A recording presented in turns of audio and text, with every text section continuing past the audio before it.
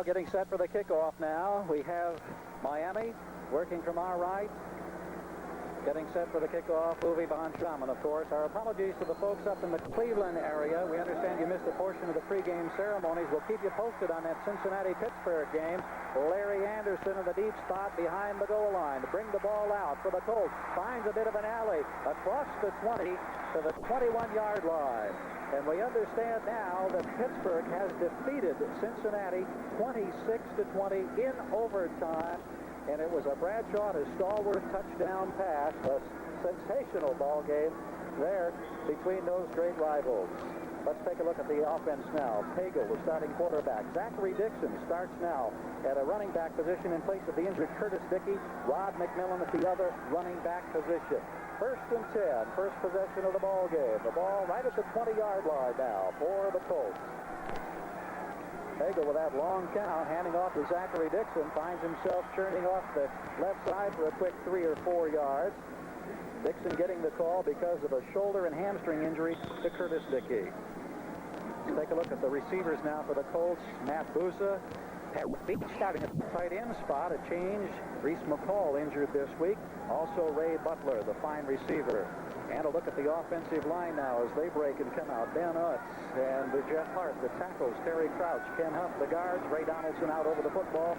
Pagel now with a second and about a 7-yard situation short of the 25. Handoff, this time to McMillan. McMillan stacked up as he tried to turn the corner. A Miami defense. Tim Bocamper heading that charge. The offensive line, we saw the graphic momentarily for Baltimore. As we take a look at that defensive alignment now. Thompson, Jenkins, Standback starting on the defensive line. We have Doug Betters, Bob Baumhauer, and Bill Barnett starting defensively for the Dolphins now. First third down situation, the ball at the 26-yard line. Motion being utilized now by Pagel as he drops back, going to the air for the first time of the afternoon. Flips a pass out here, incomplete. The intended receiver was Tim Sherman, who came into the tight end situation. And Gary's lucky that that ball was overthrown, throwing it into coverage, 3 men all over his receiver. Maybe he's got the second game jitters for a youngster in the NFL. So with the ball short of the 27, the Colts now into a punting situation. Tommy Vigorito in the deep spot for Miami as Ron Stark, the rookie kicker for Baltimore, gets set now, standing back at his own 11-yard line on the first punting situation of the afternoon. Baltimore unable to move the football. 3 plays, 2 on the ground, 1 going to the air. Stark with time. Left-footed kicker gets off a long spiral. Vigorito back inside the 25-yard line. Gets a block, turns the corner, 30, and ridden out of bounds at about the 37-yard line. Sanders Shiver coming up to bump him down, and Miami will put the ball in play for the first time. We'll take a look at the offensive set now. David Woodley, the starting quarterback. Tony Nathan and Andra Franklin will be the running backs now for the Dolphins.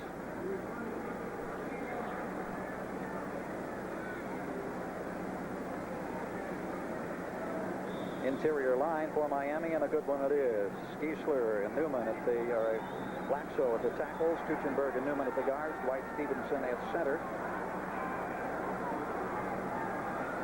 2 tight ends now in, Ronnie Lee and Bruce Hardy for Miami in their first possession of the afternoon. The ball at the 39-yard line. Handoff goes to Andra Franklin, turning straight ahead off the right side across the 40. Fletcher Jenkins there to knock him off his feet and bring him down. With Miami's success last week against the New York Stock Exchange, I don't expect Don Shula to pull anything fancy at all. He's just going to grind it out against the young defense.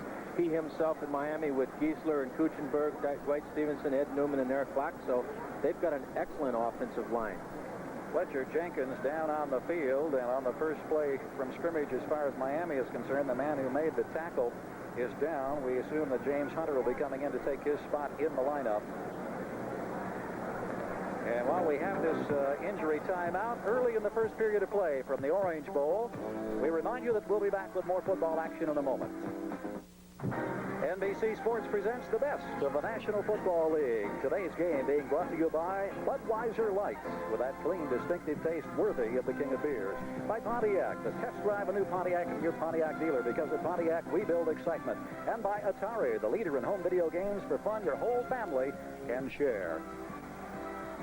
Inside handoff, Tony Nathan, the ball carrier, across the 40 for a tough yard or so. Donnell Thompson there to make the tackle for the Colts. Thompson, a second-year man who last year made the NFL All-Rookie team in his first season. Fletcher Jenkins being attended to on the sideline by the doctors and trainers. Gary, David Woodley, Don Strock, Don Shula, they have their opportunity to really test out what they want to do, the running game or the passing game. Baltimore did not get a sack last week, so if he wants to lay back and throw, I think we'll see that too.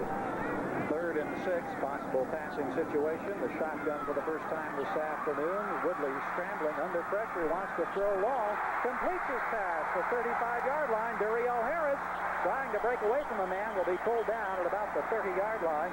Jeff Delaney, the strong safety, eventually making the tackle. Jim, they had double coverage that time, but still Harris came up with the football. Well, they had the coverage. It's outstanding pressure by the Baltimore Colts. I think David Woodley is very lucky he underthrew this ball. The receiver was able to come back for it. James Burrows overran it.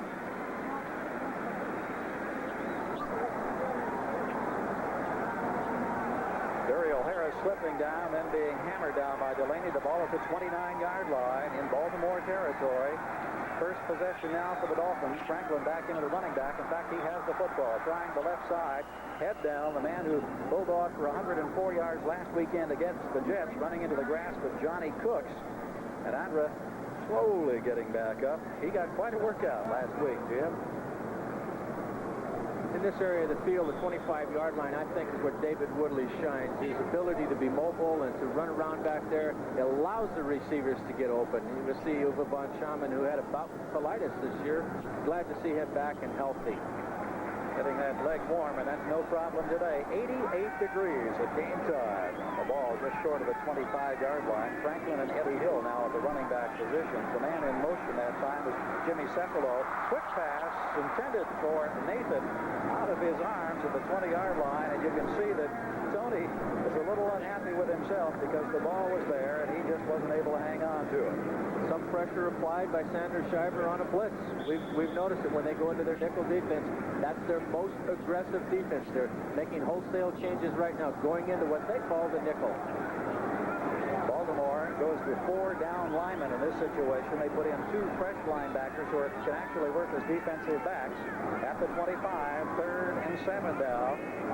Once again, we got a problem over on the right side of the line. Making the jump initially look like Jimmy Cephalo. Got an early start, didn't have the count. Immediately, penalty markers all over the place.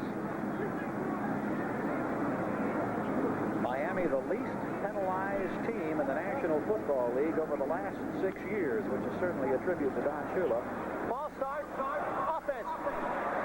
Pat Haggerty giving us the call. The referee today, Dave Moss, the umpire, Frank Glover, the headlinesman, Walt Peters, the line judge, Jim Poole, the back judge, Jim Creed, the side judge, and Bob Lewis serving as the field judge.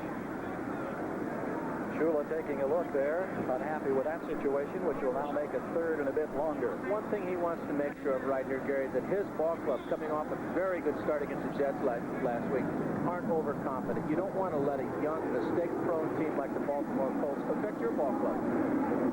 Ball at the 30-yard line, 3rd and 11. Nathan and Vigorito now the setbacks as Miami goes to the shotgun formation once again. Baltimore showing a 5-man defensive front, trying to put pressure on the quarterback. The pass on the far side is pulled down, complete at the 17-yard line. Cephalo.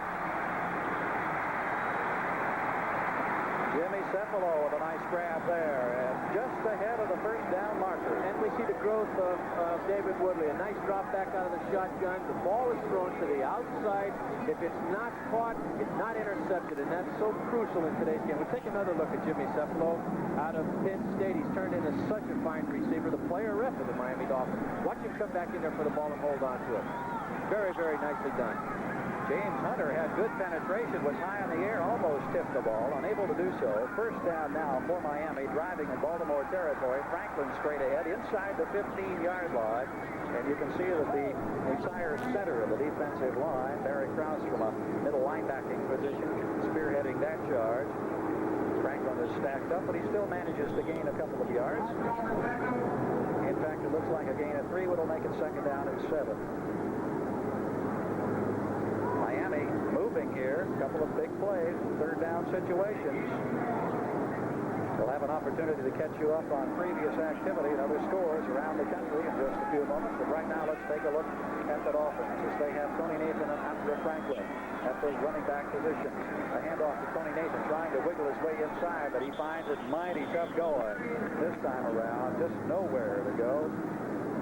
Jeff Delaney on the bottom of the pile, and again we see Nesby Glasgow and James Hunter assisting on that tackle. So again, it'll be a third down situation, and once again, wholesale changes on the defensive side of the football as Baltimore sends 4 fresh faces into this third down situation. Ball at the 12-yard line. David Woodley operating from the shotgun as Joe Rose, tight end, in motion. Woodley back to throw, fires, complete at the 5. Vigorito down to the 3-yard line. And once again, a first down in a third down situation, and this time it's Tommy Vigorito on the receiving end. Exactly what any quarterback in the NFL wants to do, isolate the running back on a linebacker. We'll see Vigorito run just a simple out pattern, sometimes a banana pattern, on the linebacker. He's able to take it up to about the 6-yard line. We see him running pattern on Ricky Jones. You know, you wonder with the defensive line of the Colts just how they would be if Leo Wisniewski and Bubba Green would be in there. They're on injured reserve. First and goal. Ball at the 3-yard line. The Miami crowd coming to life now as they smell a potential 6 points. Handoff inside Franklin, possibly to the 1. He gets a couple of tough, quick yards. Again, we see Sanders Shiver in there. Bruce Hardy leading the way with a fine block. Mike Humiston also in on that tackle. And Gary, in the NFL, these are the toughest yards anywhere. Andre Franklin, they want to use him as a battering ram, hopefully in the mold of a Larry Zonka, but you earn it when you're down this close. Nose of the football right on the 1-yard line. A good sideline shot of its position now as the Dolphins second and goal. Baltimore in that goal line defense. Here's Franklin, almost tripped up, puts his head down close to the goal line. No indication that he got in. Mike Humiston is there. See Humiston. Number 73, Cleveland Crosby, with the initial penetration, almost tripped him up, and then after that, it's just a swarming defense. And this is what Frank Bush wants them to do. Don't give up down here. Swarm. Look at that. They're on the 1-yard line. They don't allow them to score. Mike Humiston, a new acquisition on the Baltimore roster this week. That's a roster that has gone through something like 135 personnel changes since Frank Bush. And a quick look at Don Shula. He's not happy with the trouble he's seen his offense have already. Well, third down has been the big down for the Dolphins thus far in this contest. There's the quarterback keep. Touchdown, Miami.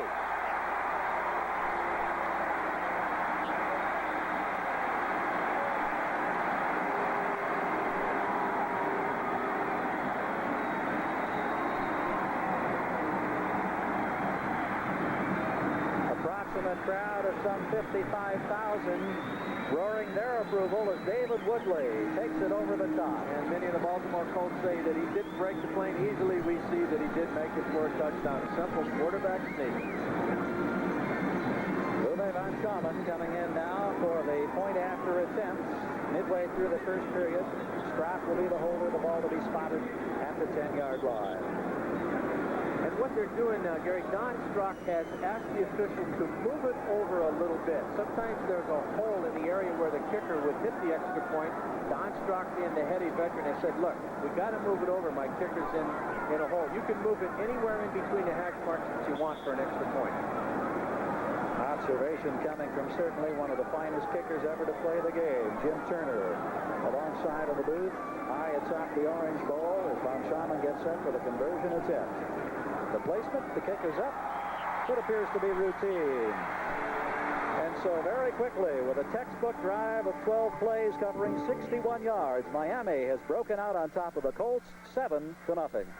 Well, we see the quarterback of the Miami Dolphins, Woodley, along the sideline after keeping and scoring to put Miami on top 7-0 here. 6:29 to go in this first period of play. The Dolphins off to an impressive start last weekend with a victory over the New York Jets. Uwe von Schamann approaching the football, and here's his boots. Oh, it's a beauty. He drills it way out of the end zone. And I have to say that young man is back from his bout with colitis. That is phenomenal strength. You all the way out of the the end zone. satisfaction on his face as Sure. he comes off the field, Jim. You know that is a big moment for him. He's gained back about 15 of the 25 pounds that he lost after that bout with colitis, we understand. And he just nailed that opening kickoff there. You wonder what's going through the mind of the young quarterback, Tagle. He's going against one of the best defenses in football. You just wonder if he's going to open up down here. Well, he sends Ray Butler out to the near side now. Pagel with the lone setback. McMillan behind him. Taking a look up and down the line has Zachary Dixon in motion. The handoff goes to McMillan, turning ahead for perhaps 2 yards. Typical of a young team trying to just a simple off tackle, maybe to get the jitters out of them. They've got 8 or 9 youngsters on the offense, a first-year quarterback, but they're not going to win the game with that type of play. You have to pass on first down in the NFL to be successful. Randy McMillan running into the grasp of 6'7" Doug Betters on that first down play. A gain of 2. The ball at the 22. Baltimore trying to work out of their own territory.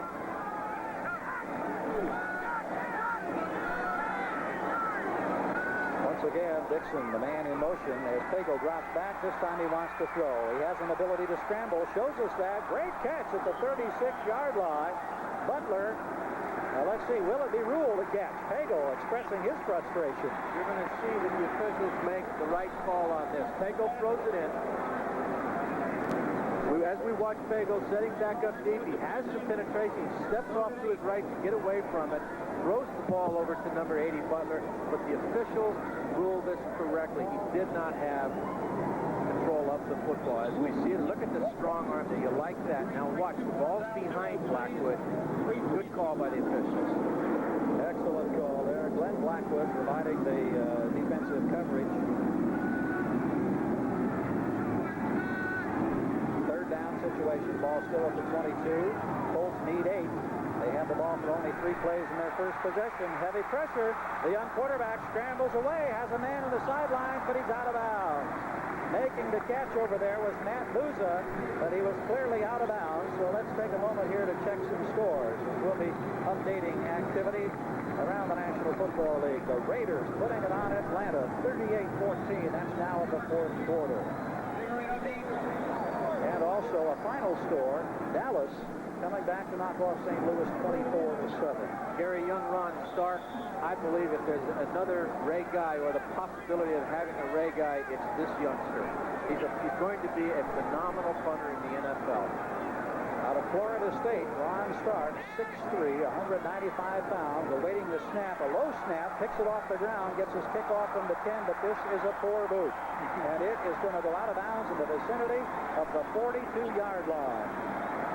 Well, a problem there on the snap from center. Stark fielding the ball like an infielder, then having to hurry the kick just a bit, out of bounds.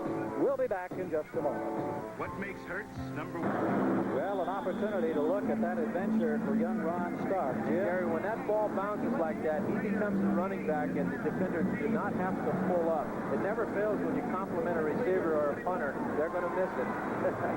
A 47-yard preseason average. That punt, however, went out of bounds at the 36-yard line, only 14 yards. Miami with a 7-point lead, and the ball now at the Baltimore 36.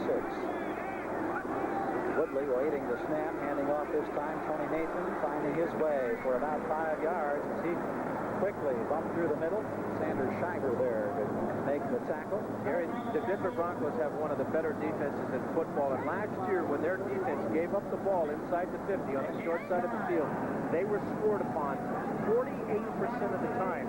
The Green Bay Packers were scored upon over 60%. It shows you what field position means. At the 32-yard line, Matt Moore, Duriel Harris, now wide receivers in for the Dolphins as they have a 2nd and 6 at the 31, the 32, and off to Nathan. Nathan looking for running room on the right, inside the 30, close to the first down before Cliff Odom coming up from a linebacking position. Makes the tackle, and Shiver coming off the ground, number 54. An opportunity to look at this defensive core in action. Well, Well, the old Green Bay sweep, student body right, coming behind his guard. Sander Shiver fighting off the block of the tight end. That's a very good block by the tight end. And a nice play by Sander Shiver. The tight end wasn't able to hold him long enough. Slow developing play. Shiver fighting off the blocker. Odom coming across laterally with the pursuit, teaming for the tackle. The ball just short of a first down, 3rd and 1, at about the 27-yard line. Franklin, a fake to Franklin. Woodley still with the football. He's going to be dropped for possibly a loss of a yard on the play. Johnny Cooks, number 98, had a piece of the action there. Wayne Osteen also in on the stop for the Colts. A couple of more scores we're going to be checking on. Philadelphia, a final, defeating Cleveland 24-21. So the Eagles rebound after their season opening loss, and Kansas City 19-12 over San Diego. Off-Benerska getting a 50-yard field goal there. Defense lined up offside. The typical mistake of a youthful defense. Gave the first down. Crucial might have been able to hold them there on that busted play on David Woodley to a field goal. Johnny Cooks with a problem there on the alignment, which makes it 1st and 10 now for Miami. They lead 7-0 here in the first period at the Orange Bowl. A hot Sunday afternoon. Woodley back to pass, standing in the pocket, excellent protection. Now he's got to run for his life, and boom, down he goes in the grasp of Barry Krause. He had excellent protection for the first few moments, and then Krause comes up with the first quarterback sack of the season for Baltimore. Well, David Woodley shows the poise he's learned here in this second year of his career. But watch, they come with the delayed blitz by Barry Krause. The defensive captain, he doesn't get out of that grasp. Throws it down legally. And as you said, the first sack of the year by the Baltimore Colts. Krause is talking to him, says, I got you. Loss of nearly 19 yards on that play. Clear back to the 41. Makes it 2nd and 29. Nathan and Vigorito, the running backs, little shift. Now the Baltimore defensive backs dropping off. Woodley wants to throw. Quick toss over the middle. Nathan has running room. 30. Now to the 25-yard line. And so very quickly, they get a good chunk of that yardage back before Ricky Jones is able to bring down the little scat back, Tony Nathan. Actually, he's not so little, is he? Well, the play did develop that cleanly, sending all of his wideouts down to open up the middle. It's a delayed screen over the middle. It works, but look at 2 receivers in the same area. It wasn't that clean. A lot of confusion on the Miami Dolphins. Maybe the fact that they're veterans allowed them to pull it off. Tony Nathan is a 6-footer. He weighs 206 pounds, so we certainly can't call him little by any stretch of the imagination.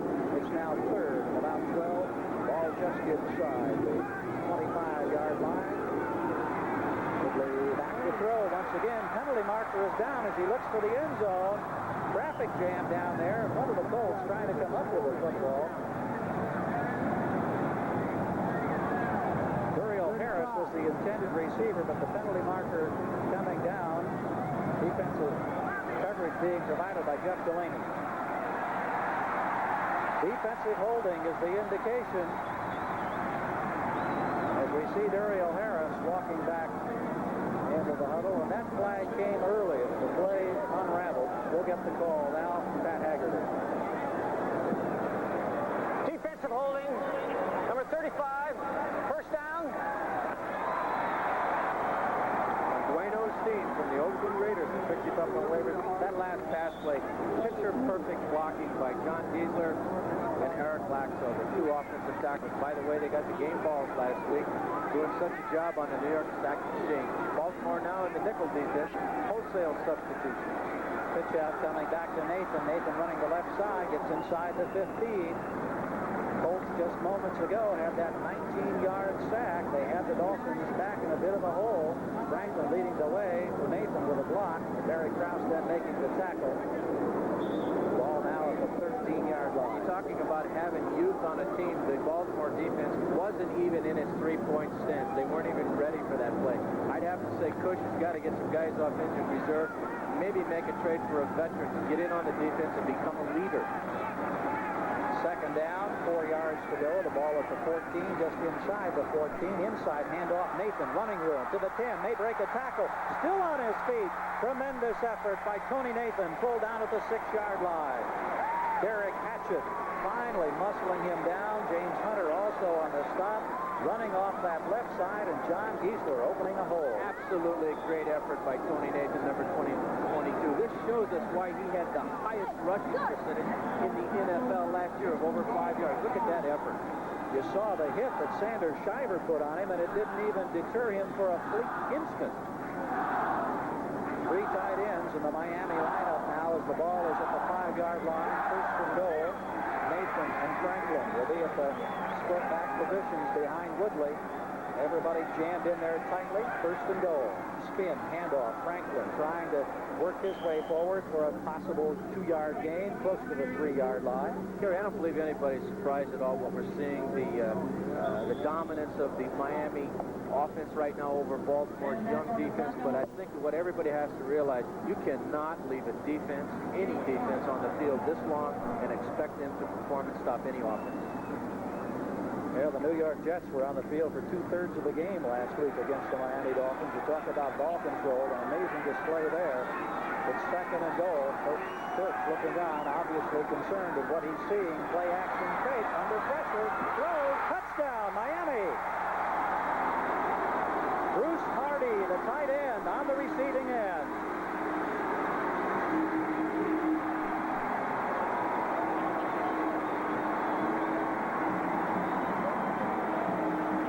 Perfect pass to Bruce Hardy. The quarterback took a sack after that, but 3 defenders did not even see the ball go over his head. As soon as he leaves it go, he gets drilled, but there's 3 defenders in the area, not even looking for the ball. Nice catch. We'll see the pressure again applied on David Woodley. The poise that he has, because Gary, he knows the hit is coming, and look at that. Stand in and make sure you throw it. Well, he got rattled pretty good as he got rid of the football. Harris trying to defend Hardy, but Hardy with the catch. Here's Von Schaman with the kick. Looks good. And so, with just 16 seconds left to play at the first period in the Orange Bowl, Miami striking for the second time, now enjoying a 14-0 lead. Pitcher on the sideline, Jimmy Cephalo, the player rep, and hard times coming up for the players in the NFL. Bob Kuchenberg, not a member of the National Football League Players Association, did not participate in any handshake. Tribute to Don Shula, been able to keep his teams together. Von Schaman's kick. Larry Anderson about 2 or 3 yards deep. Going to bring it out for the Colts. Running into a traffic jam, and down he goes. Excellent coverage.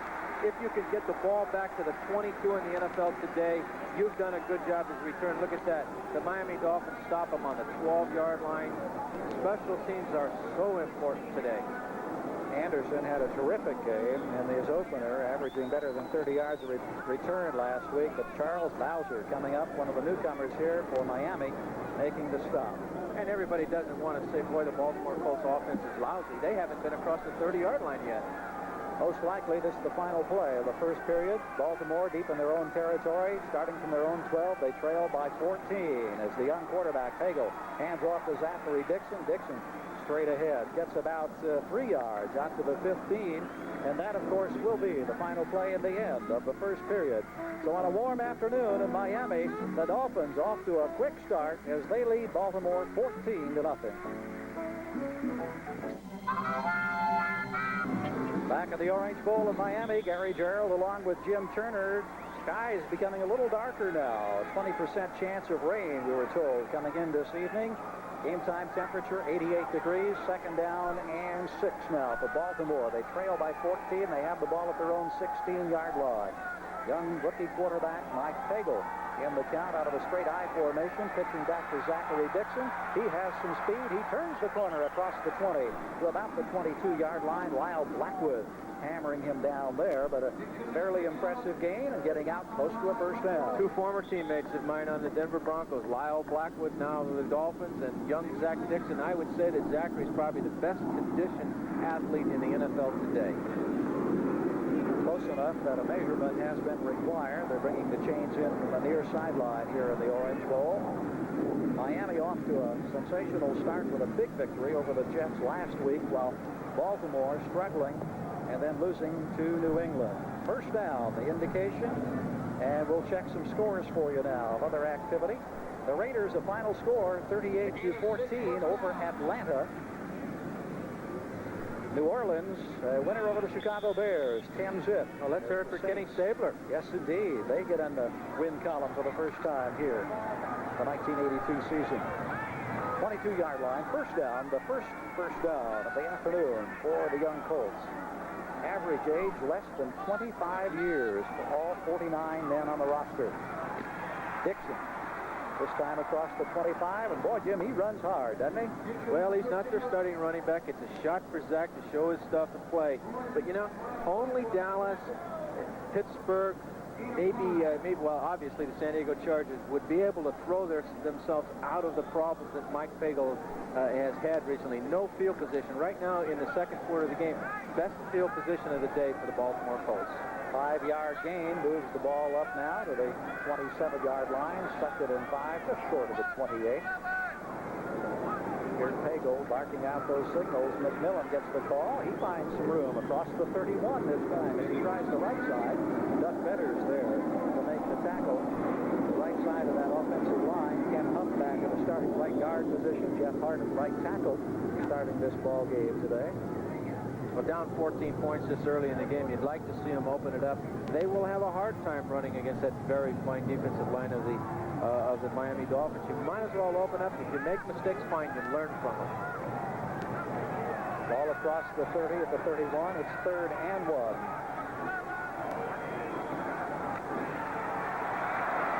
And that looks like it'll be good for the first down. McMillan, the ball carrier. Well, let's be very close. We may have another measurement. Let's see. A.J. Dewey there with a stop, and here's an isolation on one of the Blackwood brothers. And an old friend of mine, and this is where he excels in the NFL. He's not that great, Lyle Blackwood I'm speaking of, against the pass, but against the run, he may be one of the tops in football. Check on the measurement here. They're going to be just a little bit short. There's the indication. Pat Haggerty showing us just how much more is needed. Don Shula looking on from the sideline. More scores. Dallas a 24-7 winner over St. Louis. And Washington in the first quarter leading Tampa Bay. Mosley with a field goal to give them a 9-0 lead.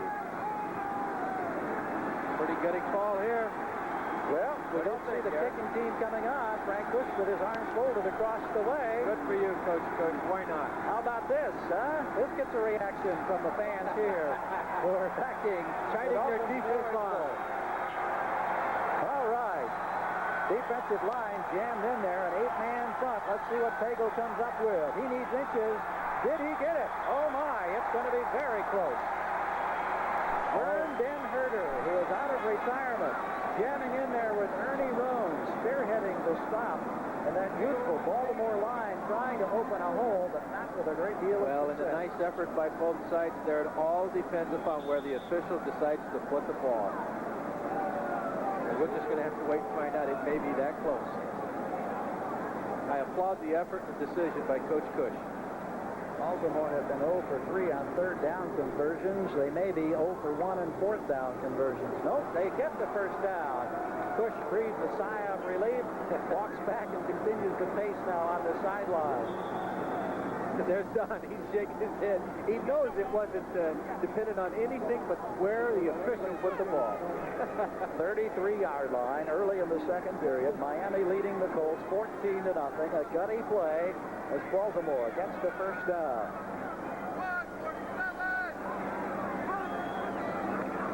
Pagel faking the handoff. Now wants to throw to the near side. Has Zachary Dixon at the 40, and he'll go out of bounds in the grass. Larry Gordon. Oh, and what a nice route Zach did. Just a simple pattern out of the backfield, but he turned one of the better linebackers in the NFL completely around. Number 50, Larry Gordon. Nice poise by the quarterback. Look at Gordon is nowhere in sight. Now he'll come in and make it. Zachary Dixon getting the start today after speedster Curtis Dickey had a hamstring problem early and then injured a shoulder last week. And the offensive game plan changes here now because they have working room, Gary. Second down, short yardage. Let's see what Pagel elects to do. Look at that arm. He's going deep down the sidelines. Can't quite get the ball at the Butler. He showed me something there. 50 yards in the air, perfect spiral. Butler thought he was interfered with, but now the no call there by the official is an excellent call. Don McNeil running stride for stride with the intended receiver, Ray Butler. And here's a look now, and you can see the fact that the ball was overthrown, but doesn't appear to be any contact there, Jim. Well, I think it might have been a little contact, but it wasn't in the area where it would have caused interference fall. But like I said, you've noticed they've opened it up now, 2 passes in a row.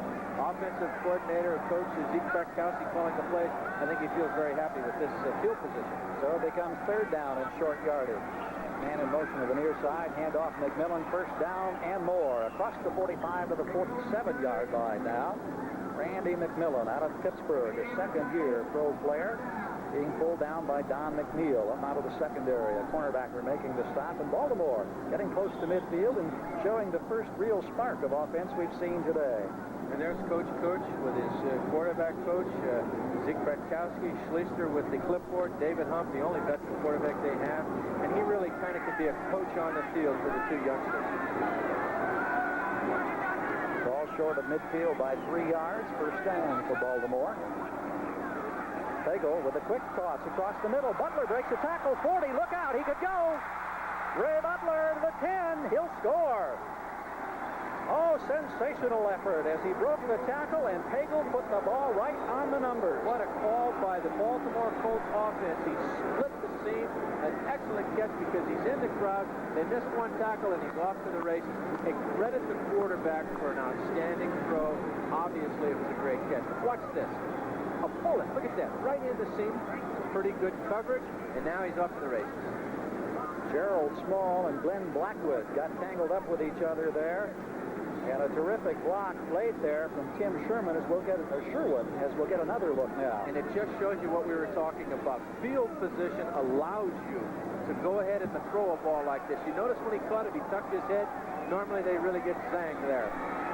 Mike Wood will attempt the conversion attempt as the Colts suddenly come to life here early in the 2nd quarter. The ball spotted, the kick is up and good. And so we go back to that 4th down situation. They came up with the key call, the key play, got the 1st down, and then explosively scored to make it a 14-7 ball game. We'll be back in just a moment.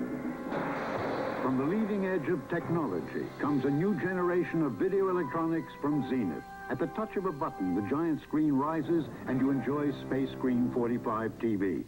Push a space phone button and turn your TV into a telephone.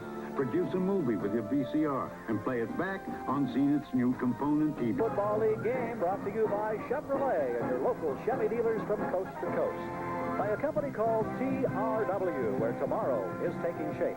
And by Hagar, slacks and sport coats that make you look and feel your best.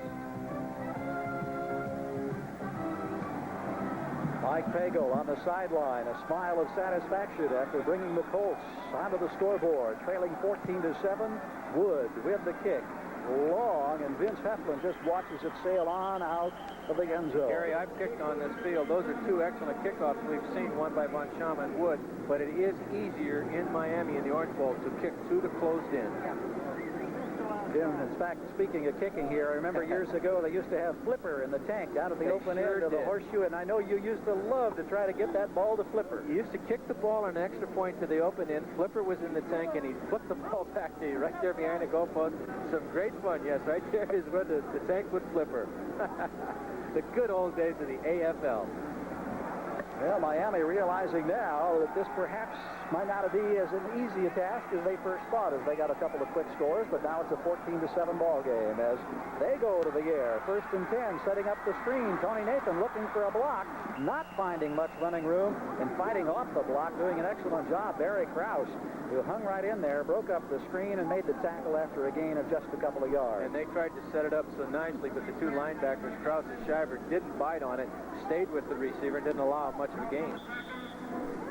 Well, Jim, they talk about the Colts and their quarterback situation and whether or not they've drafted for the future, but of course their future is right now, and they've shown us that, starting with a 22-year-old quarterback. He was impressive on that drive. He's been impressive all training camp, Mike Pagel. You wonder why they would draft the kid number 2 in Art Schleister and make him a long-range project.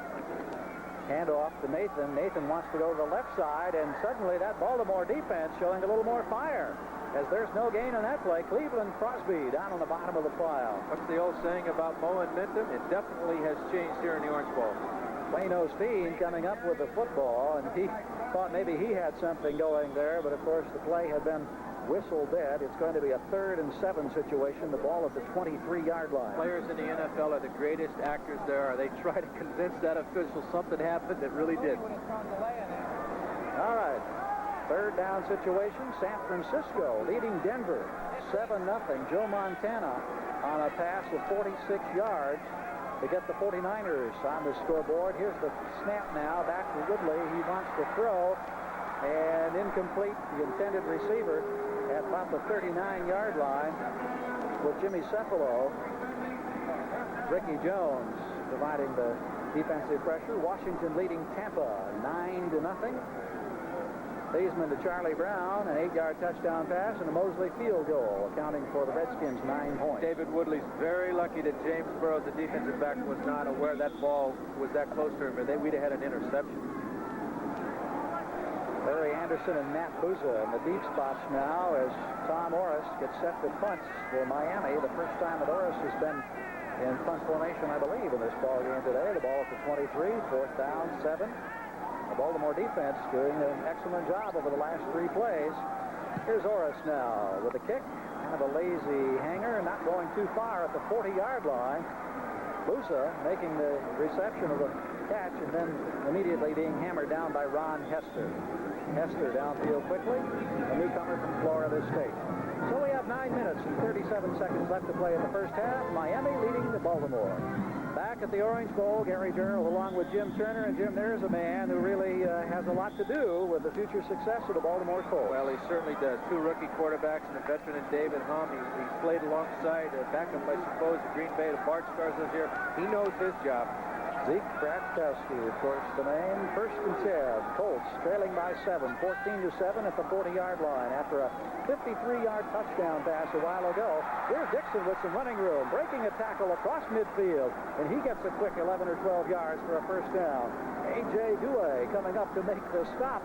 But I tell you, the Colts have come to life here all of a sudden. Well, when you want to have a successful running game against the 3-4 defense that Miami's in, run it right at the nose tackle and allow Zachary Dixon what he just did there to decide which way off the center's block to go.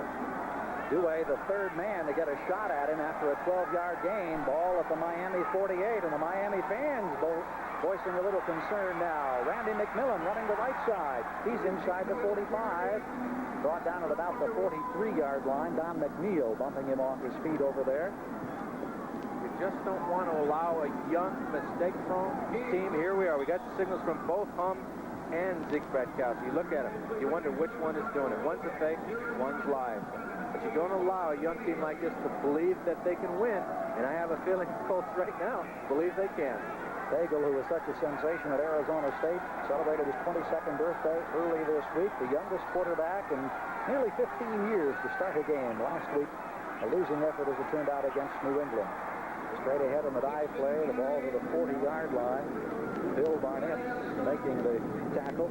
Zachary Dixon once again getting the call, and now a change offensively for Baltimore as we see tight end Tim Sherwin coming into the lineup. Let's see, it's going to be 3rd and about a yard, maybe a yard and a half. Knows the football just across the 40-yard line. So the Orange Bowl fans here urging on the Dolphin defense now as they've seen the Colts come back and begin to move the football. Sherwin, the man in motion. Dixon, the ball carrier. First down, 30, and down to the 29-yard line. And again, it's Lyle Blackwood who makes the tackle. And the Colts have come up with a first down once again, and they rip off a good chunk of yardage that time as the ball goes close to the 28. Successful because of the strength and leg drive of Zach Dixon. Broke a tackle. It takes Lyle Blackwood to carry him down. You just like what's happening, but you have to remember here in this area, don't make a mistake. No fumble, no interception. At least come out with 3. Don Shula showing a little anxiety on the near sideline. Frank Push across the way. Cleveland Franklin now a running back as Butler goes in motion to the far side of the field, and Franklin gets his first call today. And look at him go to work as he pulls his way close to the 21-yard line. Ernie Rome making this tackled. You see Lyle Blackwood again. Blackwood a little bit slow coming up off the turf. Lyle took the short end of that devastating hit. He stuck him and he got stuck. Credit the offensive line for the blocking. Zach Dixon with a nice block out there at number 50, Larry Gordon. And we saw Lyle Blackwood right there come up, a little shaken. He has stayed in the game. Mike Kozlowski will come in, replacing Blackwood as Blackwood has been shaken up. The ball at the 22-yard line now. Baltimore on the move. Second down situation. Zach Dixon this time finding nowhere to go. Bob Baumhauer, Doug Betters saying, nope, not this time. San Francisco leading 14-7 now over Denver. A 14-7 ball game as the Niners lost to the Raiders last week. Denver came up short in their season opener. Man who never smiles on the sideline, Don Shula. Ball's at the 21-yard line. We have just under 6 minutes to play in the first half. You can feel a sense of urgency now developing here in the Orange Bowl on the part of the Miami Rooters as Baltimore is moving for the second time of the afternoon. Pago under pressure, drops the football, goes down. I believe he recovered the ball. A.J. Dewey was there on top of him to smother him back at the 33-yard line. But Pago that time just ran out of protection as he tried to set up and throw. And it wasn't necessarily the pressure applied by the Dolphins as much as everyone was covered. Then he goes down. Now we've got to have a field goal here. You want to get back in the game, pull off 3 points here. Well, if he pulls it off, it's going to be a long one. Mike Wood has come in out of Southeast Missouri, a fourth-year pro. He's going to be having this one spotted at about the 42-yard line, which will make it a 52-yard attempt. And he was very successful before the game from 58. Last week he kicked a 49-yarder. This one's up. It may have the distance. It is good. His career long last week, 49 yards. That's an excellent kick. Puts him back into the ball game. Well, Wood accepts congratulations. It's a 14-10 ball game with 5:13 to go in the first half. We'll be back in a minute. Career long field goal last week in the opener of 49 yards. He breaks it today with a 51-yard official field goal right then here in the Orange Bowl against the Miami Dolphins. We expected a rout, Gary. It's not here. No, indeed. 14-10 with 5 minutes, 13 seconds to go in the first half. Heflin way back there at the end line, and he will come back out of there. So Miami will bring the ball out at the 20-yard line. Caesars Palace coming up this next Saturday. NBC Sports proudly presenting the Caesars Palace Grand Prix, the finale of the Formula One auto racing season with the 1982 World Driving Championship at stake. Exclusive live coverage beginning at 4 Eastern Time. The current leader, K.K. Rosberg, can clinch the championship with a strong showing, while a victory could win it for Britain's John Watson. That's the Caesars Palace Grand Prix, 4 o'clock Eastern, 4 o'clock Pacific time for those of you on the West Coast. Ball out across the ball, free across the 20-yard line. And I believe Baltimore has come up with a football. Indeed they have. Tony Nathan lost the football, and on top of it, Johnny Cooks and the Colts, who were down 14-zip, now have an opportunity to take the lead in this contest as they have a football inside the 30. Looks like it will be the 27 in Miami territory. So dramatically, we have seen a change here in the Orange Bowl as the youthful Colts are giving a genuine scare to the Miami Dolphins. We'll be right back. Back in the Orange Bowl, the first big turnover of the afternoon, a Tony Nathan fumble, Jim. Now let's see if this young Baltimore Colts team can take advantage of their first big break today. First and 10, ball in Miami territory. Spotted at, the 22-yard line as Pago goes to work. 14-10 ball game. Pitch out, Zachary Dixon. He gets a block from McMillan inside the 20 and knocked out of bounds. Dewey is over there along with Blackwood to bump him out of bounds. But I tell you, you can see that sense of determination. You can almost feel it, even way up here atop the Orange Bowl, Jim. There's some hitting going on. And even if they don't score here right before halftime, they've sent a scare right through the Miami Dolphins.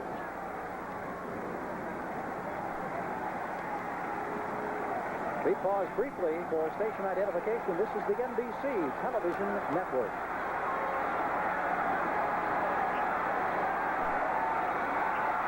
Pago WMAR-TV, McMillan, the ball Baltimore. carrier inside the 15. May have gained a couple that time as he tried the right side. Dixon with an early block. A little bit slow getting up. He appears to be okay. Don McNeil making the tackle. Yard marker being moved ahead to, we'll call it the 14-yard line. It's going to be 3rd and 2. Here in the Orange Bowl with 4.5 minutes to play in the first half. Baltimore coming back with 10 straight points, trailing Miami 14-10, and on the move after a fumble recovery. The Colts at the Dolphin 14 with a 3rd and 2. McMillan and Dixon the setbacks. Boozer split wide to the far side, churning his way ahead. This McMillan, he's going to be close to that first down. Bob Baumhauer is there to make the tackle, and now we watch them unpile down there and see where that football will be spotted. Quickly closed up by Baumhauer, number 73, Bill Barnett, number 70. Gary, if they went for the 4th down last night, no, they're going to do it. He just answered my question to you. They will kick and try to take what many would call an automatic three-pointer. And now the Colts have elected to call timeout, and apparently a little discussion will take place with Frank Bush and the rest of his staff across the way. 3:43 to play here in the Orange Bowl in the first half. Miami leading Baltimore.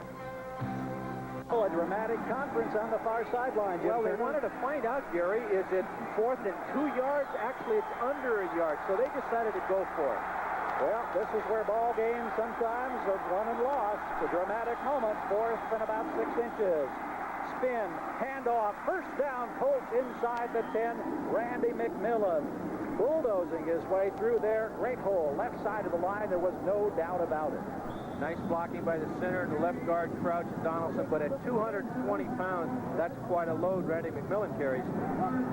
Opportunity for us to remind you that this telecast is presented by authority of the National Football League, and it is intended for the private use of our audience.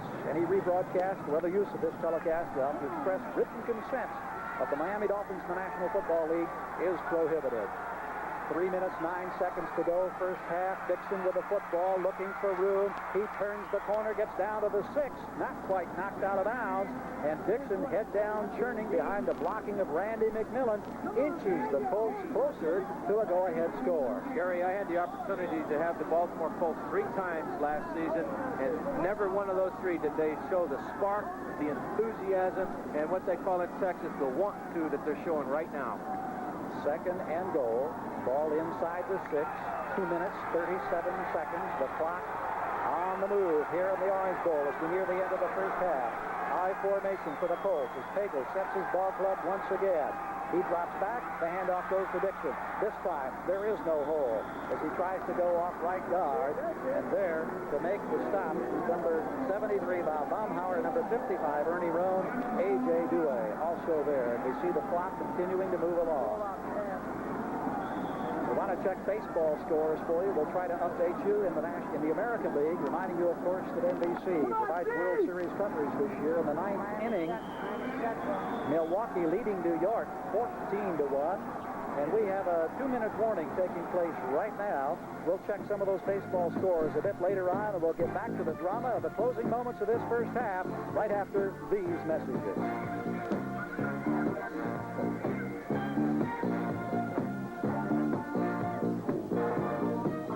Opposing coaches, you see them. Frank Bush on the left, Don Shula on the right. Shula, the master in the NFL. Bush was the master in college. Now the shoe's on the other foot. He's the rookie now and doing a good job. Frank Bush, 22 years at Arizona State. He won more than 75% of his ball games down there at ASU. 3rd and goal, 5-yard line. Less than 2 minutes to go in the half. Lofted for the end zone. Butler can't hang on.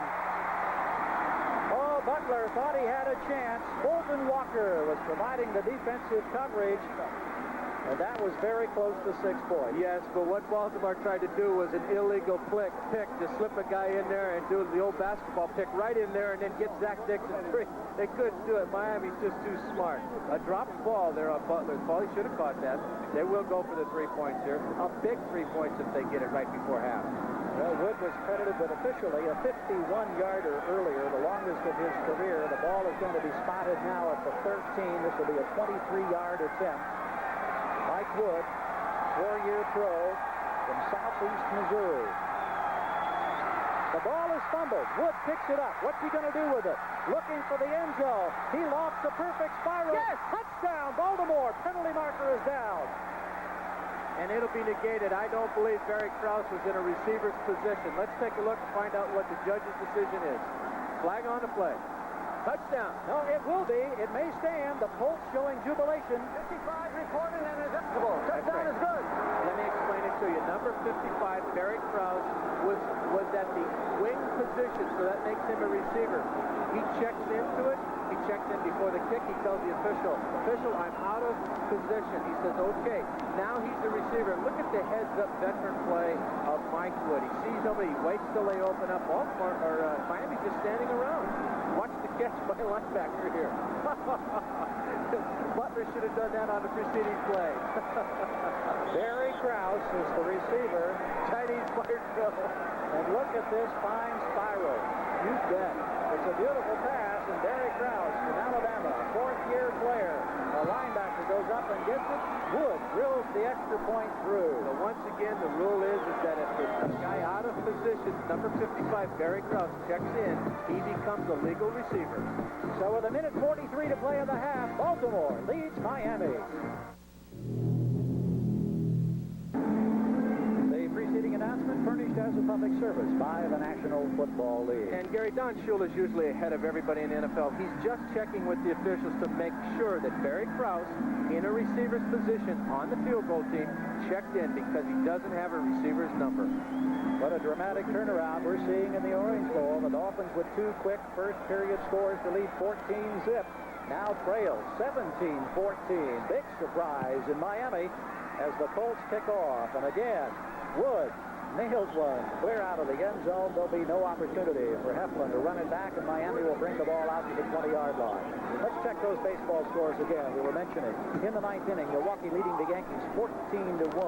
In the bottom of the fifth, Cleveland leading Baltimore 2-1. And Baltimore Orioles have been on a tear, of course, in the last couple of weeks. A final score, California beating Toronto 5-1. Minnesota topped Kansas City 9-4. It was Boston over Detroit, a final of 6-4. We'll check the National League here in just a few moments.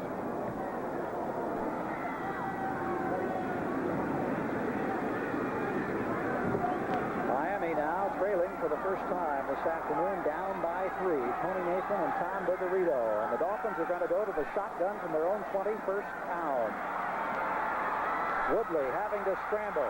He scrambled magnificently last week against the Jets. This time, in his first scramble of the afternoon, he gets a quick 7 yards. Out to the 27, and they'll hurry up. They've called a couple of plays in the huddle. So quickly, they're back.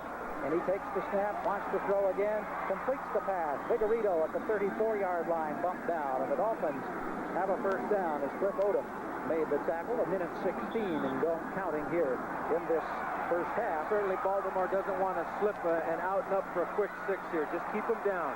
Woodley over the middle. This time it's tight end Joe Rose across the 41.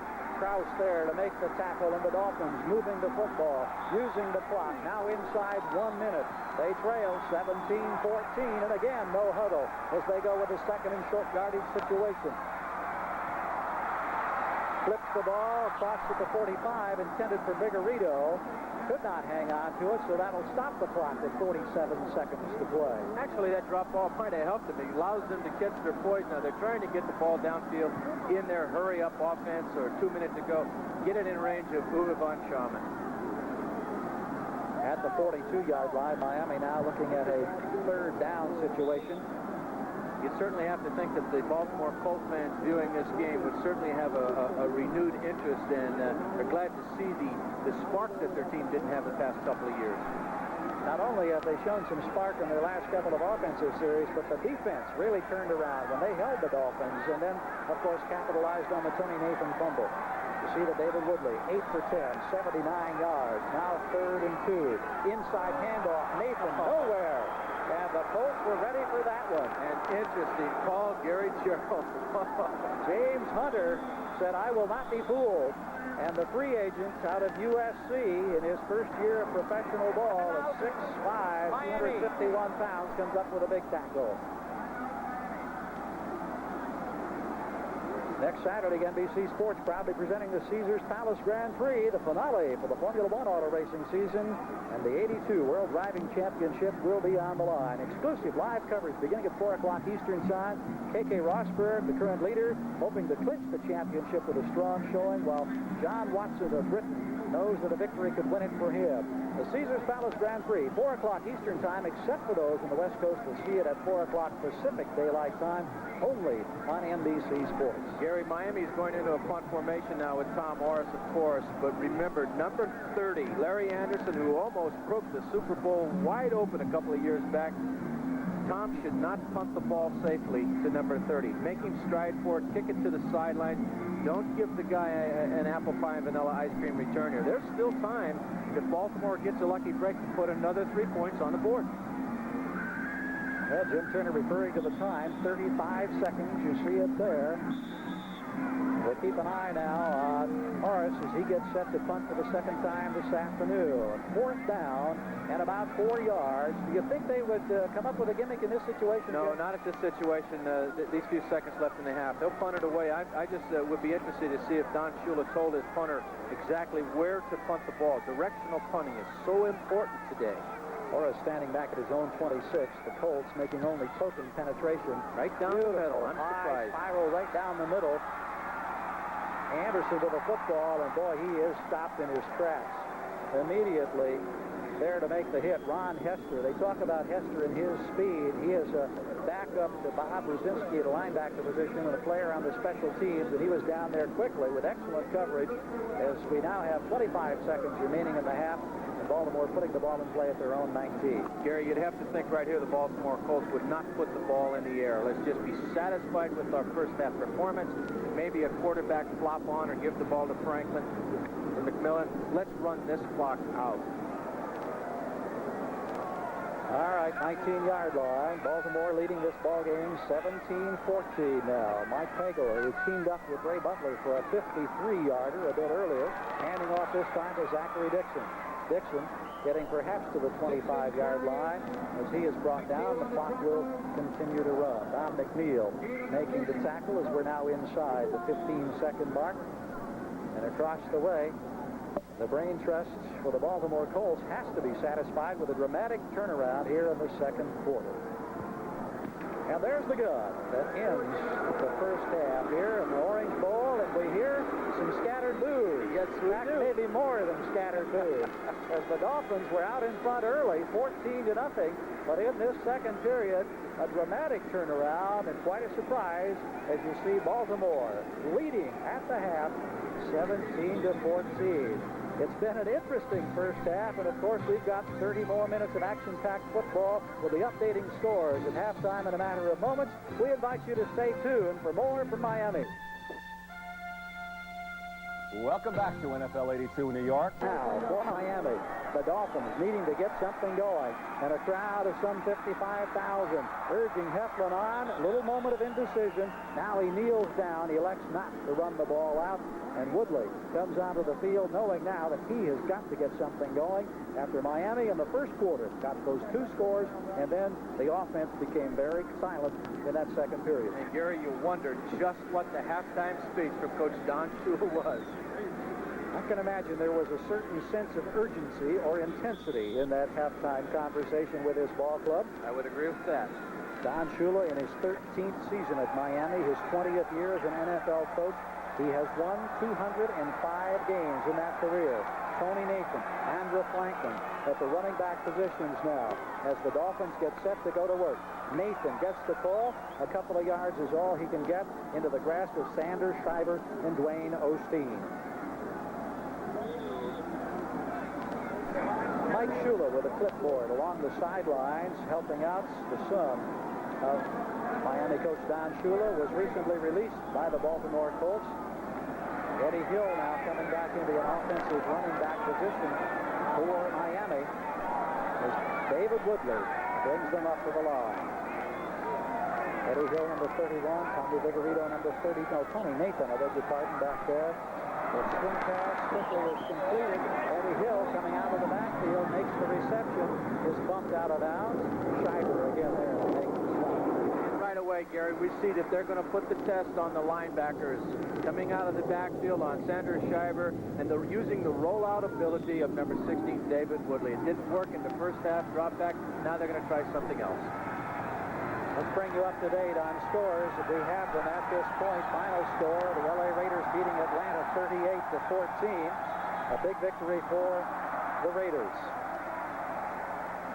New York Jets final 31-7 over New England. The Jets bounce back impressively. First and 10 situation at the 31. Miami in possession. This time Woodley wanting to go long. Has a man down the far sideline. The pass is incomplete. Now a late flag comes flying in there. Jimmy Cephalo was the intended receiver. Derek Hatchett was over there providing the I don't know coverage. about that call, Gary Gerald. It looked like pretty good defensive coverage by the Baltimore Colts. But the one thing we see is, as we hear this call, Pass interference, number 25. First down. we'll have to judge for ourselves. I don't know. It looks like he hooked him for sure, but was the ball already out of bounds? Well, Certainly you the saw official on the flag. play didn't call it. Here's another angle here. Cephalo making a valiant grab. But what we're seeing is the attempt right away by the Dolphins to retake control of this game. And one more look Well, he now. certainly did hook him. That's a good call. And Jim Turner, you called that one wrong. First down, now at the 34-yard line. The Dolphins coming back very quickly now as we start this second half. They trail by 3, 17-14 ball game. Woodley rolling right, flips the pass to Hill. Hill, bulldog down. Shiver just grabbed him by the jersey and hurled him down to the turf as we have a chance to check more scores. Finals now, Dallas beating St. Louis 24-7. The Cowboys bounce back in this one. An exciting ball game today. Overtime. Steelers beating Cincinnati in that great rivalry 26-20. The final there. And Philadelphia Eagles into the win column, beating the Cleveland Browns 24-21. Gary, with only one reception to Duriel Harris, it'd be interesting to see them get him back into the program right away. Kansas City a winner over San Diego. Ball at the 33. Second and 9. Vigorito with a football. He has all kinds of running room. Tommy Vigorito, touchdown, Miami.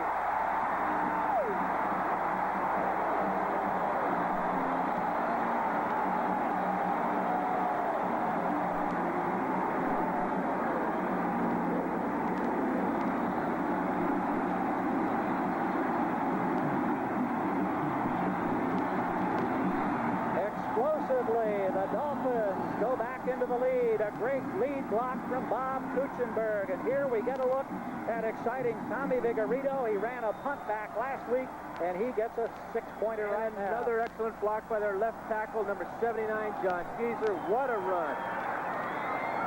Bob Sharman with a conversion attempt. One of the Colts in the defensive line jumping, getting back. The kick is up. It appears to be good. Indeed it is. A bullseye, says the Miami scoreboard. As we look at that play once again with 13:48 to play. Miami back in front. Don't miss the Dodge Quarter at the Orange Bowl, and excited Tommy Vigorito on the sideline. This 1982 National Football League game being brought to you by the new Chrysler Corporation. Chrysler has the cars, the quality, and the prices America needs. By Visa, the most widely recognized name in the world for travel, shopping, and cash. And by Kentucky Fried Chicken. We do chicken right. 21-17, Miami now on top in what's turned out to be a most entertaining football game in the Orange Bowl. Von Schaman kicking. Larry Anderson in the deep spot has a chance to return from the 5-yard line. Out across the 15, looking for a bit of an alley, still on his feet, finally bumped down at the 21. Ron Hester down there to make the tackle once again.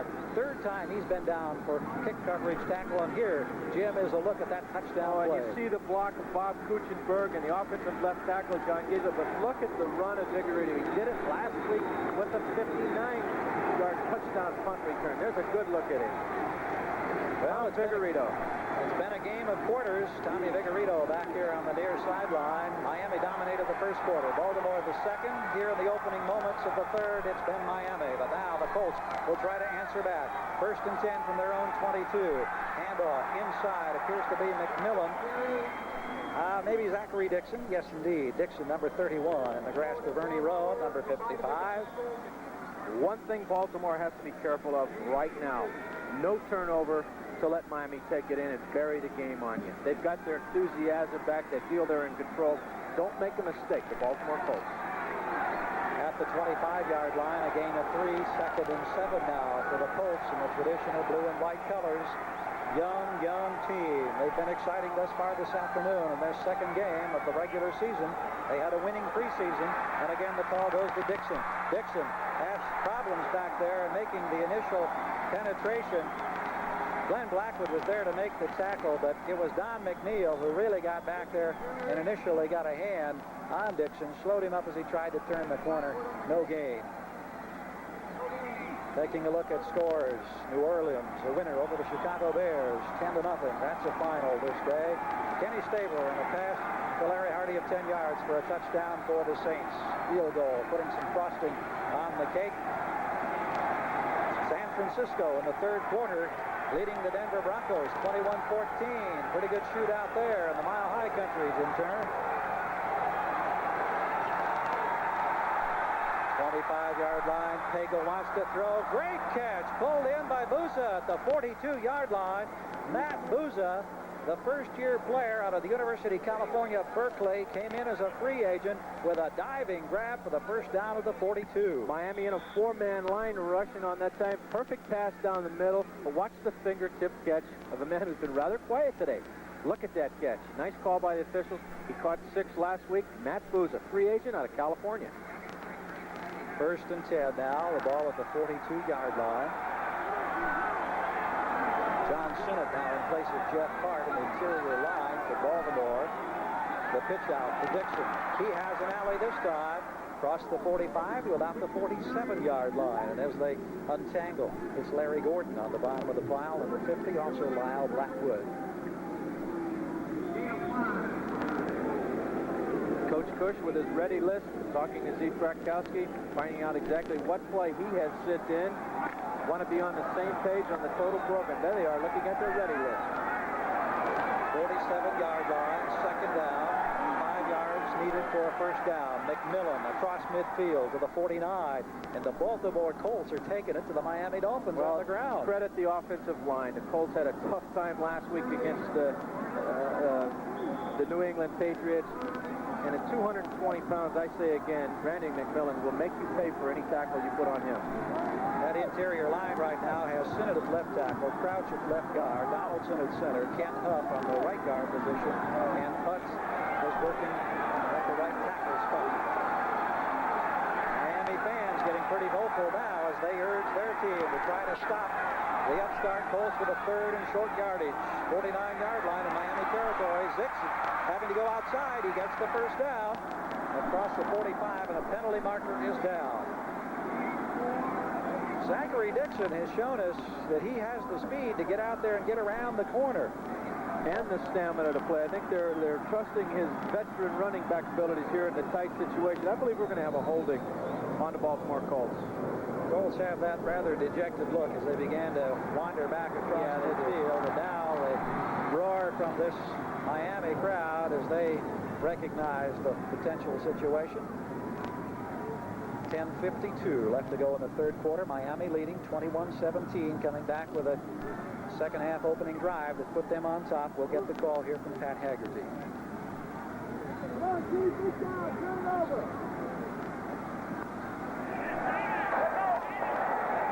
Illegal use of the hand. Number 80. Ray Butler, one of the wide receivers, guilty of the infraction. And we'll get a chance to look at it right here. There it is. It's a hook. Illegal use of the hands by Ray Butler. So it's now 3rd and long. They need 11 yards for the first down. Baltimore back in their own territory at the 41. Pagel dropping back, has protection, now scrambles out of the pocket. Lots of room to run, but he throws the football, and I believe it may have been caught at the 41. And Gary, Bernard Henry is indeed the receiver. And if he wanted to run it, he could have gone 40 yards with the ball.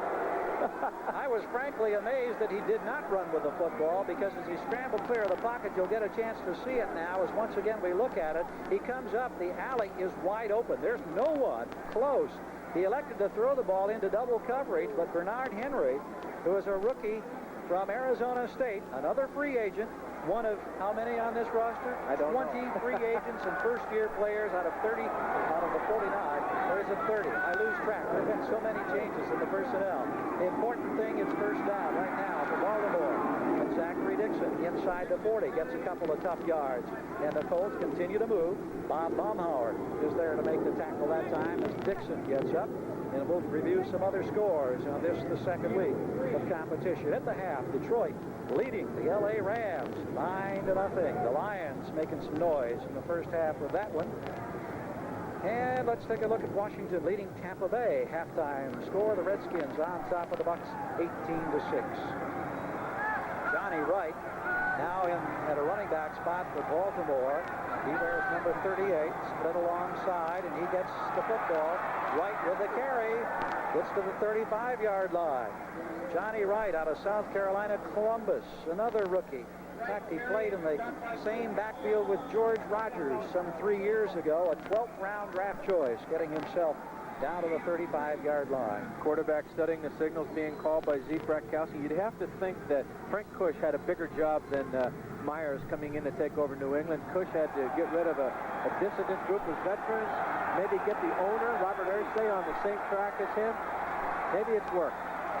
Hand off this time on the pitch out going to Dixon. The third down situation going to be well short as he was stacked up virtually at the line of scrimmage. Larry Gordon and Kim Bocamper with the hits. Gary, to develop that point a little bit further, I don't think there was an organization in football more unruly and veterans wanting out, owner suing player, quarterback suing owner.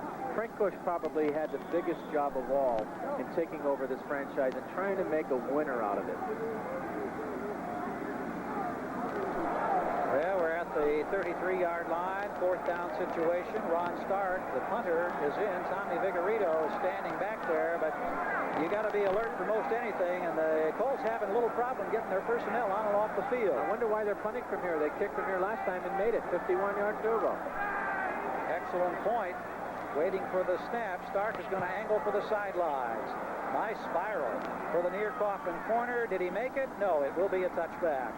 He had the line, had the angle, was very close, but it was a yard or two deep behind that marker down there, so they'll bring the ball out to the 20. It was 7 minutes, 51 seconds to play. Third quarter, Miami leads Baltimore. The great American pastime, washing the car. You love to keep it clean on the outside. Good on the sidelines, the field goal kicker of the Baltimore Colts shaking his head. Why they didn't try a field goal there, I think we'd all like to know. Dolphin fans being exhorted by one of the cheerleaders, a colorful character along the sideline. They're making plenty of noise as they lead this one, 21-17. Miami in possession now after the punt. Ball brought out to the 20-yard line. David Woodley, the quarterback. As Andrew Franklin has a lone setback behind him of a long count. Franklin to carry the football. The Colts defensive units warming to the task, giving up a couple of tough yards there. Derek Hatchett leading the charge along with James Hunter. We'll see now if the Dolphins, who came out on that first possession in the second half and moved the ball with a determined purpose and a bit of a flair, if indeed they go to the ground and try to grind it out now and use some clock. Well, it's true that the defensive backfield of the Baltimore Colts really aren't that good on pass coverage, and I would have to suspect right now we're going to see them do like they did a little while ago. Throw it downfield and go after them. Nathan and Hill, the twin setbacks this time. 2nd and 7 from the 23. Pass complete to Nathan, 30-yard line. There's that little move you've got to always be aware of. In and out of the arms of Barry Krause, but fortunately for the Colts, Jeff Delaney was there to ensure that Nathan didn't get much farther. But how many times have we seen that little move and then Nathan break one? But once again, it's the quarterback and running back's delight. One-on-one, a running back with the linebacker. The running back will always figure that he could beat him. Excellent pass. Nathan, I just think that he has to be one of the better players in the league, coming out of the backfield and catching the ball. 35-yard line. First down for Miami now. Eddie Hill comes into the lineup, replacing Andrew Franklin. Don Shula continually juggling some of the offensive personnel, utilizing them very effectively, as has been his tradition. Here's the pass down the middle. Dario Harris complete. across the 50, inside the 45, and another big first down for the Dolphins. And it just goes along with Don Shula's offensive scheme. Throw it under as they did just into Nathan, make them back up a little bit, and then come back to one of your great receivers, number 82, Juriel Harris. What a pass. Steps up into the pocket, and look at this. 5 yards are away from him. Take another look from a different angle now as we see that pass right on the money. Harris having to turn into the ball, but he's there at the 43-yard line for a first down. If you're a quarterback in the NFL, you have to attack the Baltimore 4 deep. They're not that good. Harris, 53 receptions last year, better than 900 yards. Here's another pass again. It's Juriel Harris. This time at the 30-yard line. Derek Hatchett is there to make the tackle. And the Dolphins, with a flair, moving the football in spectacular fashion, now threatened at the 30-yard line as they look for insurance. That 4-point lead. 21-17 with 5.5 minutes left in the third quarter. Certainly a play that many receivers in the NFL do not like to have. 5 yards down and directly over the middle. You know you're going to pay for it. But like I said, why not attack a rather weak defensive backfield? First down at the 30. Inside handoff. Nathan to the 25. Gets 4, possibly 5 more yards. Barry Krause making the tackle. Krause, the leading tackler last week, had 7 tackles, a couple of assists in the season opener for Baltimore. He's been in on a lot of falls here this afternoon. And the Colts defensive line has certainly quieted down. If they're going to stay in the game, they've got to put pressure on the young man, number 16, David Woodley. Nose of the football at the 25-yard line. Nathan and Hill now in the setback positions for Miami. Cepolo to the near side, Harris to the far side. Woodley, who's had impressive stats, wants to throw again. He completes another one. Jimmy Cepolo this time. Down close to the 10. The ball will be spotted very close to the 11-yard line. Dwayne Osteen makes the tackle, but Cepolo was right there, and so was the ball. Well, watch the reaction of Jimmy Cepolo. He's not quite turned around. He sees the ball coming, kind of gives it a quick look, too. Look at the right. Looking away. Boy, that's excellent concentration on the ball. We'll see it again. Gary, really, you can beat a dog to death, but you have to attack a defensive backfield like this. 11-yard line. Miami on the move in Baltimore territory. First and 10. Handoff goes to Franklin. Franklin almost tripped up. Fights his way from 2 men, but then is knocked down. Ronell Thompson had penetration, as did Shivers. They both had, or Odom there finally to make the tackle. He was in the grasp of a couple of men, but he managed to stay on his feet. May have lost the yard in the play. We'll call it 2nd and 11 as the ball spotted at the 12.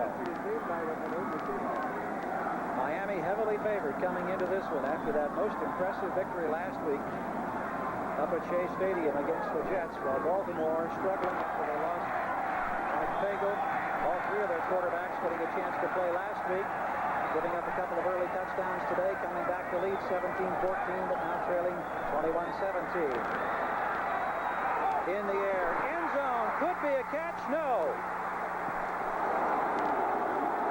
Juriel Harris pleading his case down there and pleading it rather vehemently, but it was ruled that he did not have both feet within the end zone, and it will not be a completion. Let's take another look at it. Figueredo was in the area of Juriel. Let's see.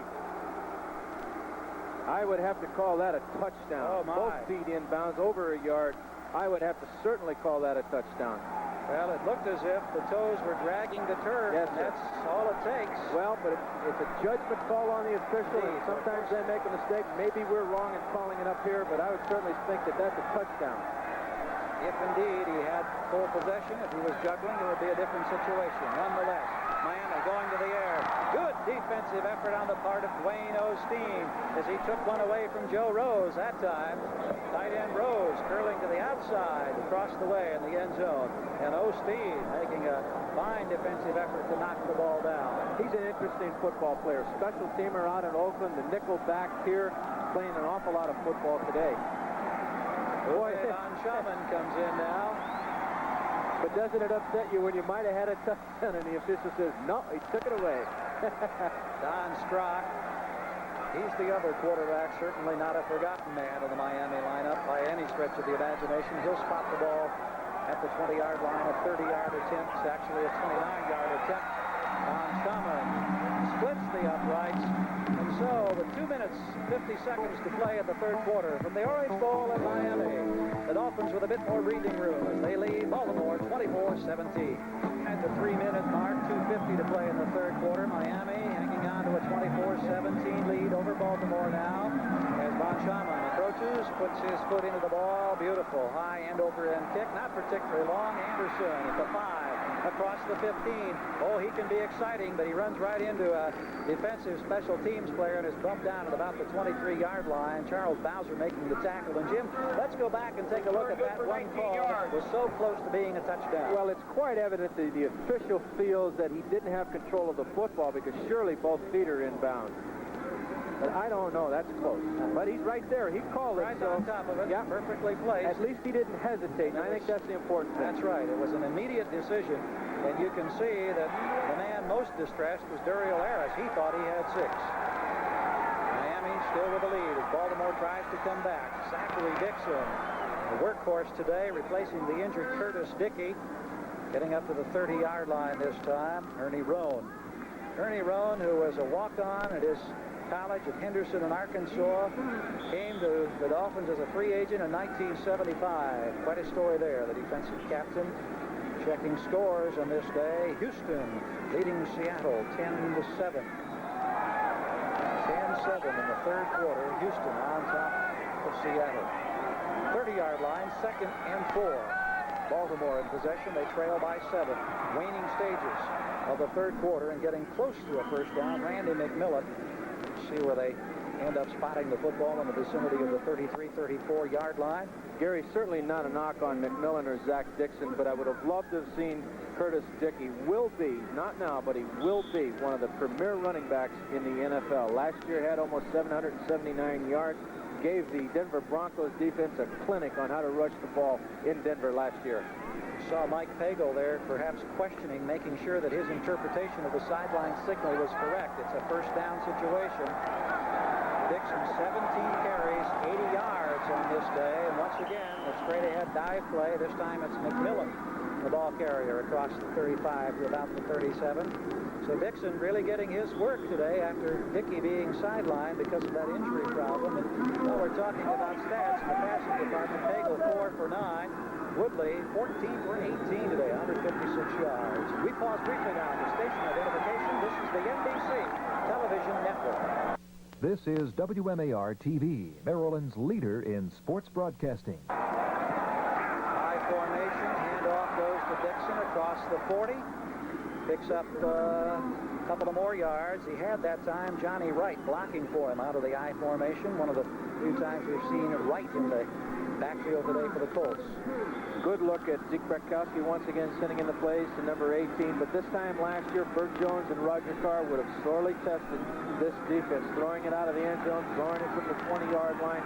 It's a new attitude here now. They're trying to develop the youngster and not put an inordinate amount of pressure on him. Third down, a long 2. The ball at the 42-yard line. Colts in their own territory, trying to generate a drive that can get them back into this contest. They trail by 7. Franklin doesn't find. Now he gets the first down. He started to the right. He found that the path was blocked. He made an excellent move back inside, and he got the first down. Cleveland Franklin taking us to the end of the quarter with Baltimore getting close to the midfield mark. The end of the third quarter, Miami still on top by 7. Final 15 minutes of play, Jim. This has turned out to be, I think, a much better ball game than a lot of people anticipated. A very good game. Don Shula is pacing the sideline. He's showing some concern, but Baltimore just has to control the ball right now, show their poise, moving in for a score. We might go into overtime. Colts trail by 7. They have the ball at their own 46-yard line as they've swapped positions now here on this field. Starting play of the fourth and final period.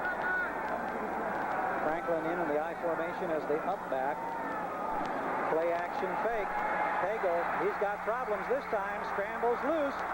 Pumps once, pumps twice. Down he goes at midfield. He still managed to gain 4 or 5 yards. Bob Rudzinski coming up to make it happen for the defense, but Pagel, he brings an air of excitement into this backfield because it looked as if the initial penetration by the defensive line was going to nail him for a sack. Well, he certainly did. All 3 defensive linemen of the Dolphins had him surrounded, and it breaks through in this tackle. by number 75, Doug Betters. He's faking downfield. Let's credit the defensive backs of Miami. No one was open. Nose of the football across midfield, the 49-yard line, 2nd and 6 now as Pagel spins. Dixon call left side, gets possibly to the 47-yard line. Zachary Dixon rushed 8 times for 47 yards last week. 5.9-yard average. Larry Gordon, Lyle Blackwood making the tackle for the Dolphins. And they're certainly working on their control of the clock game right now. I think you've got to throw the ball downfield and try to put 7 on the board, Gary. Well, it's a 3rd down situation. It's going to be interesting to see what they elect to do in this spot. They need about 2.5 yards.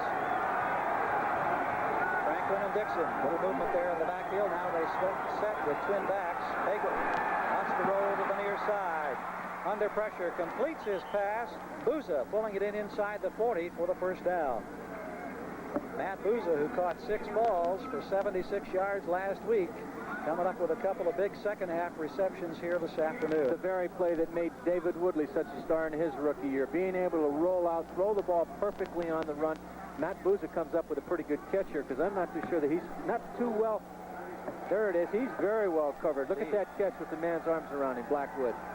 Wow, Blackwood was right in position, and Pagel also did a good job as he had to almost throw back across his body to get that pass away.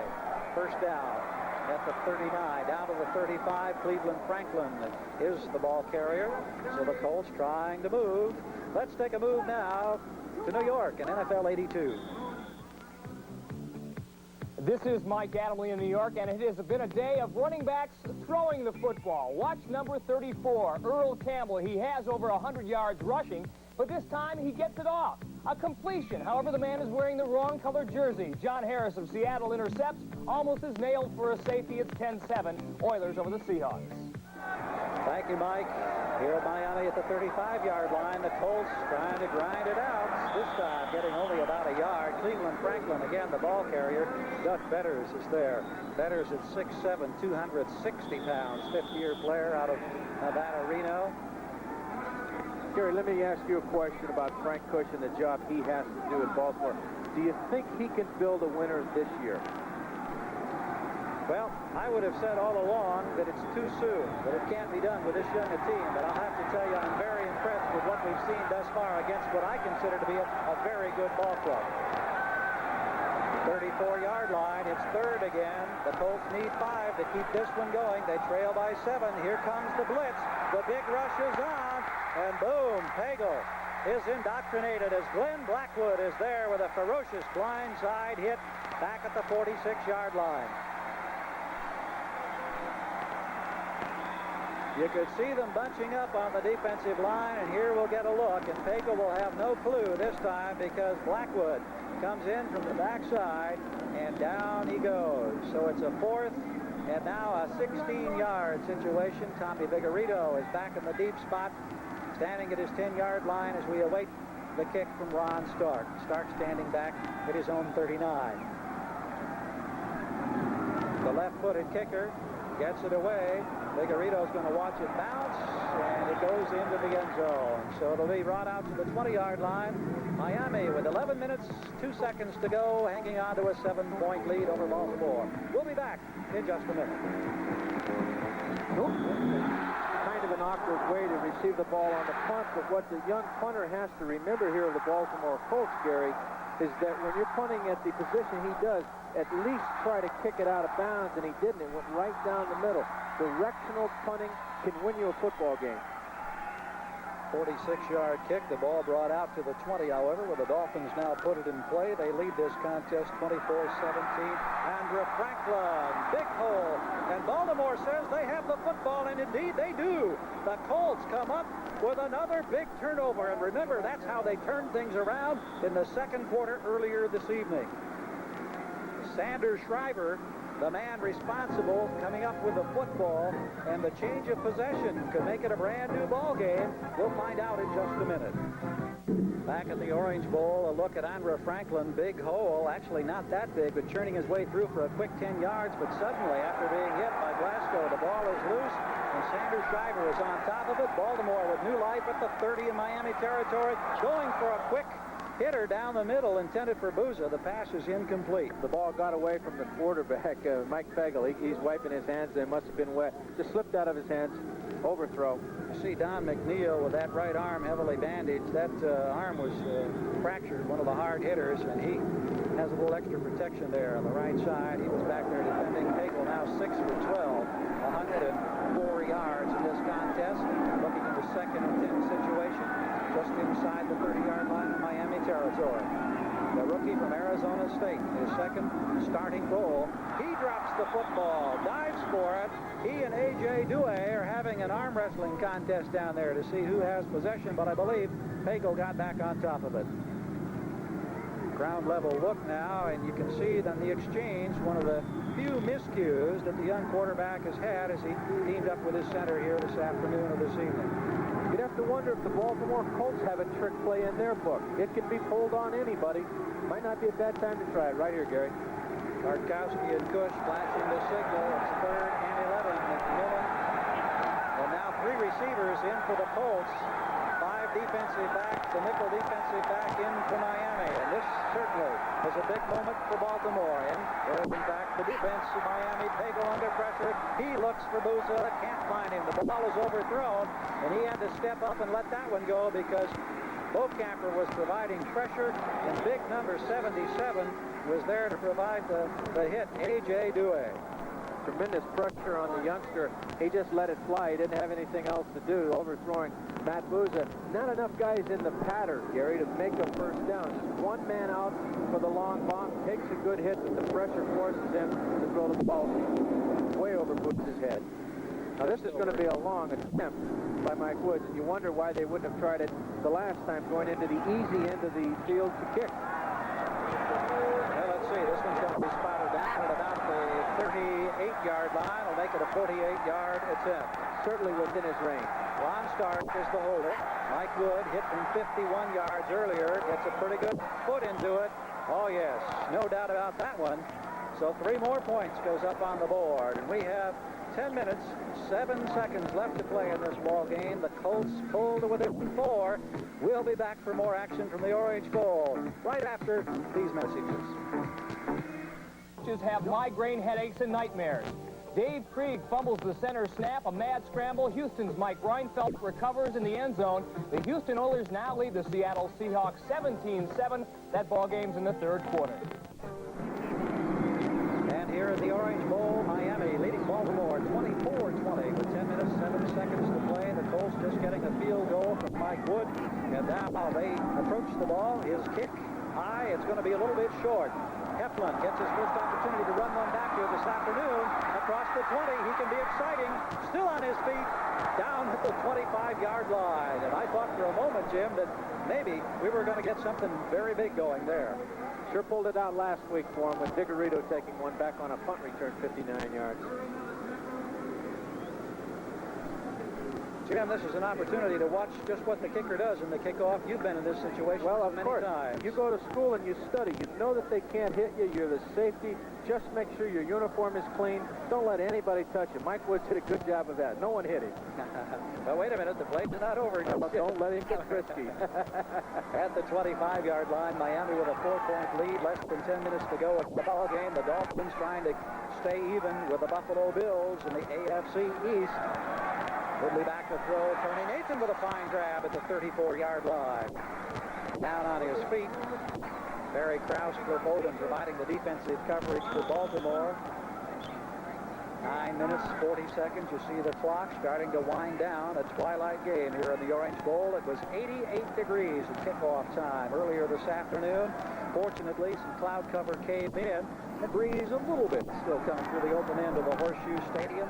You know those players have got to be feeling as they come down to the final minutes of this ball game. Franklin and Nathan between setbacks now for Miami. The spin, the inside handoff to Tony Nathan. Excellent hole across the 40 to the 41-yard line. Odom is there to make the tackle. And boy, I tell you, that front line again opening up on the left side. Giesler, Kuchenberg, Stevenson all doing a magnificent job there as Tony Nathan on that inside handoff had lots of room to work.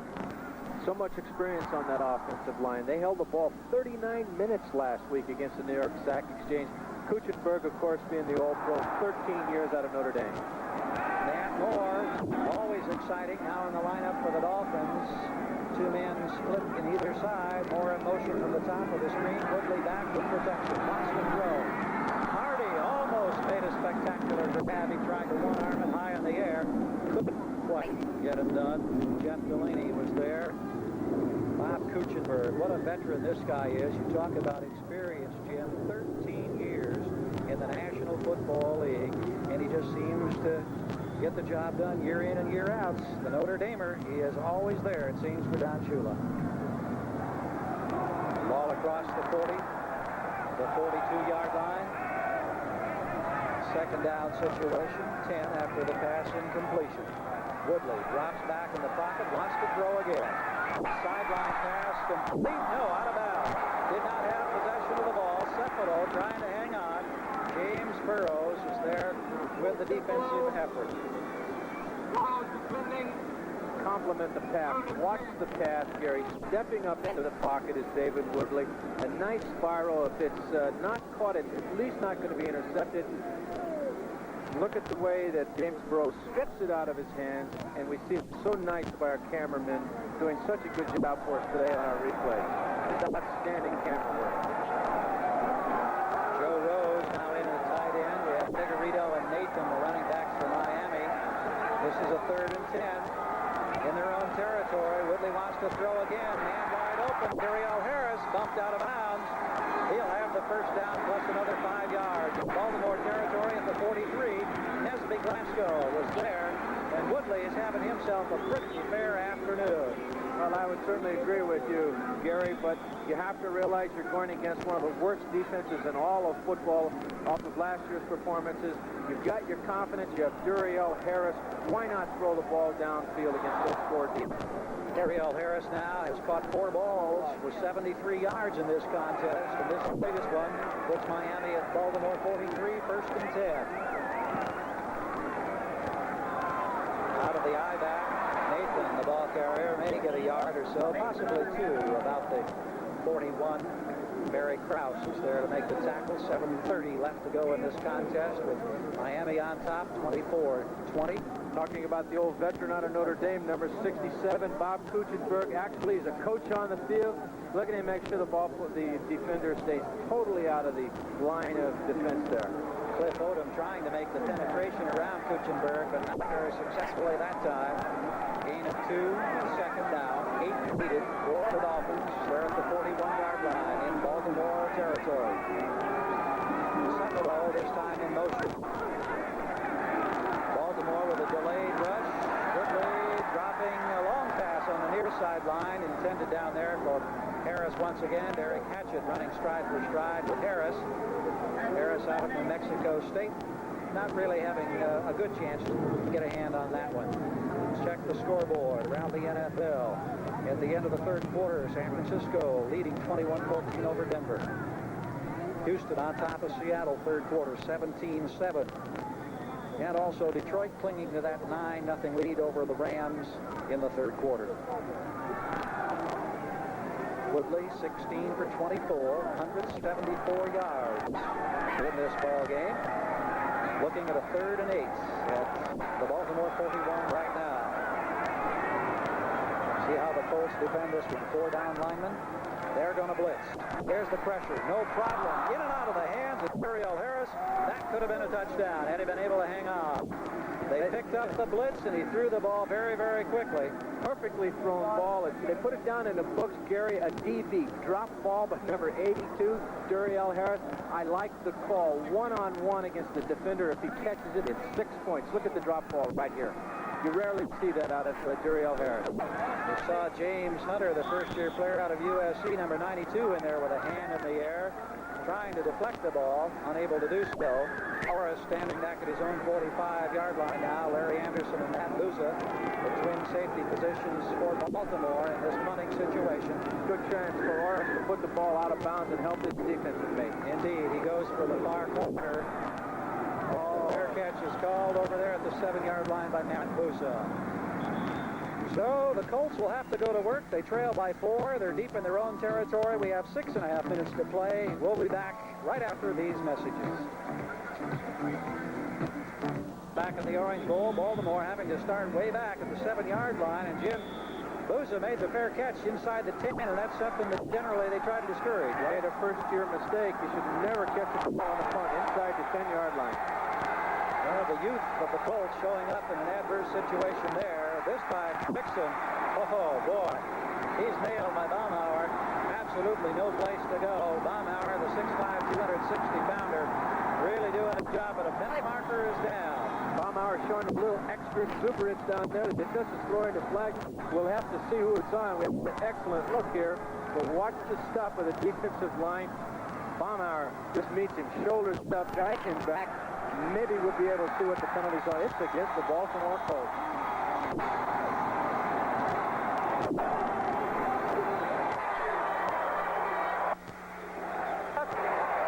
On the offense, dead ball foul, lost it down. What? Unsportsmanlike conduct on the Baltimore Colts on the offensive team. Must have said something to Baumhauer after he knocked him down.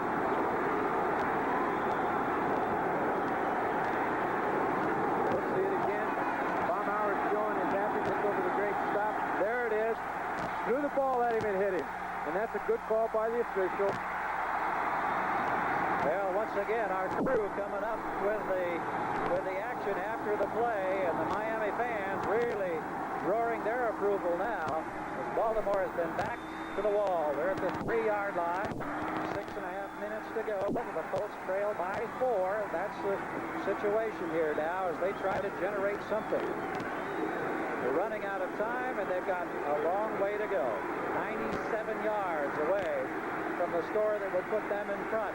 And the Miami fans have come to life as the defense is being urged on now, knowing full well that if they can pin them back here, make them kick or give up the football, it could be all over. Listen to this roar in the Orange Bowl.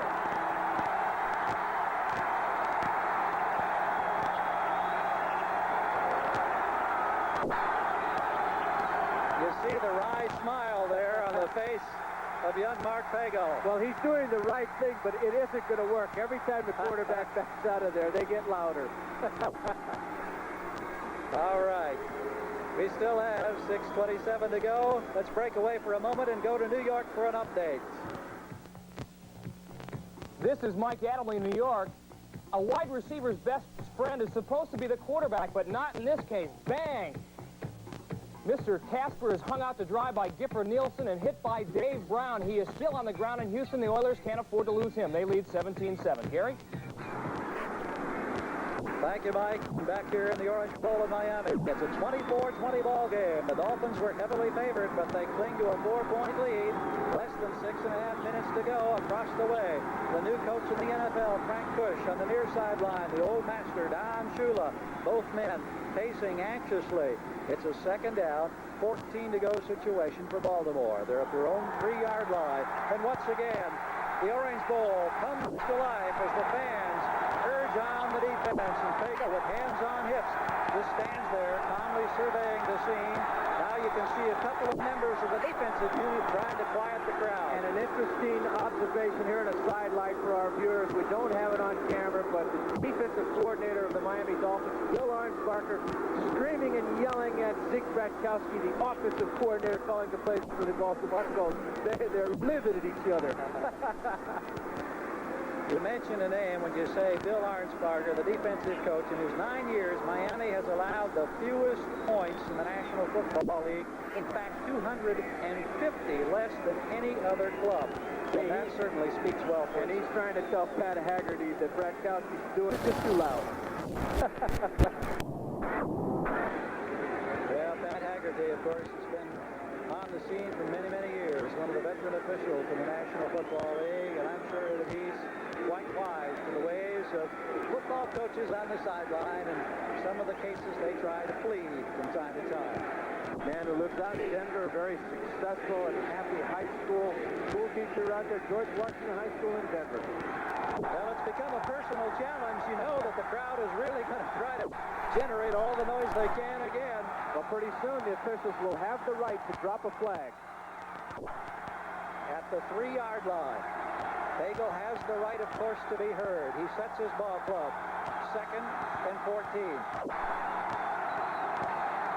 Motion to the near side. Back, under pressure. Quick pass over the middle. Complete, but for a gain of only a couple of yards. Zachary Dixon is the receiver, and the Miami fans love it.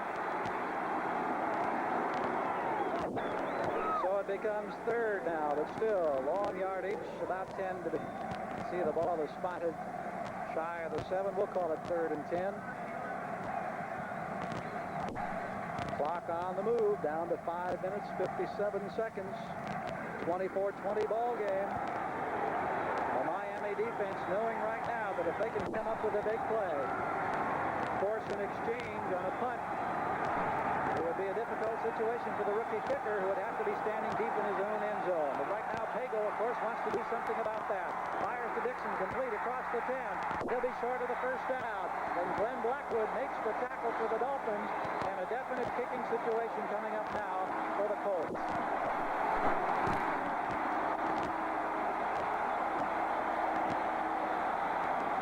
And we will find out if Ron Stark is billed as what everyone said he is. One of the greatest punters in collegiate history.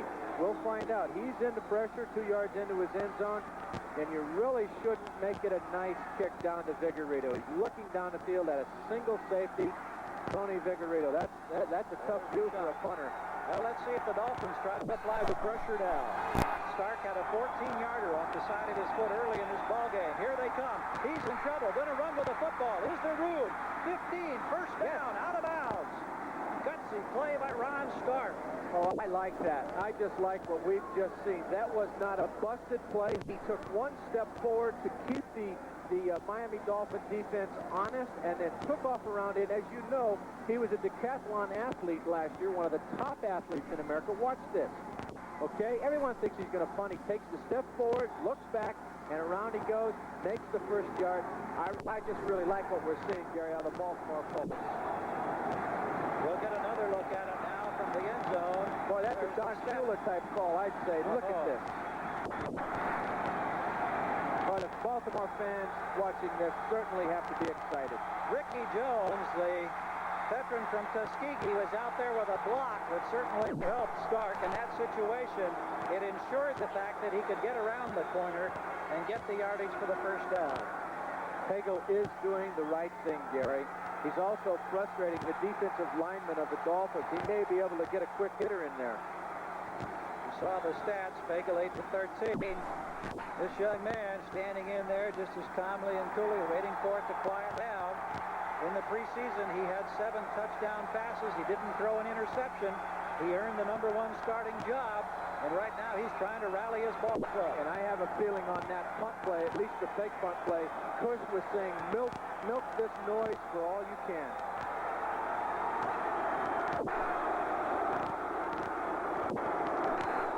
Chorus of boos cascading out of the Orange Bowl. And again, the Colts will walk back.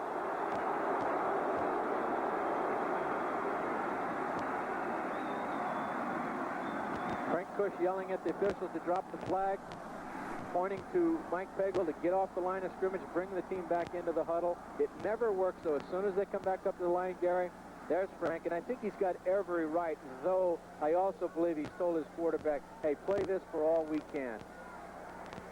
Colts in this one today without Curtis Dickey. They're starting halfback without Reese McCall at a tight end spot. They spotted Miami a 14-0 lead. They battled back to take the advantage, 17-14. Miami right now with less than 5 minutes to go. Leads by 4, 24-20. First and 10 now for the Colts, operating at their own 20-yard line. And for about the 5th or 6th time, they've come up to the line of scrimmage now, trying to get a play underway. Dixon and McMillan are the setbacks. Long count, and Pagel wants to throw. Over the middle, incomplete. Incompleted pass to Zachary Dixon. Let's leave Miami and go to New York for an NFL 82 update. Okay, Gary, this is Byron Day back here at our NBC studios in New York. Let's take a look at baseball action. American League East, all the leaders won today. Baltimore going 10 innings to beat Cleveland. Now let's go to the standings. They didn't change a bit. Baltimore still down by 2, Boston 6.5. Gary, back to you. Thank you, Byron. And here in the Orange Bowl, the final minutes, 4:40 to go, a 24-20 ball game. The Colts 2nd and 10 at their own 20. The Miami crowd really getting into the spirit of this contest in the last few minutes as Pagel, the rookie, drops back. He's being pressured on the run, out of bounds. No opportunity to get rid of the pass. A.J. Dewey, Bob Brzezinski were there with the pressure, and the Miami people roar their approval once again.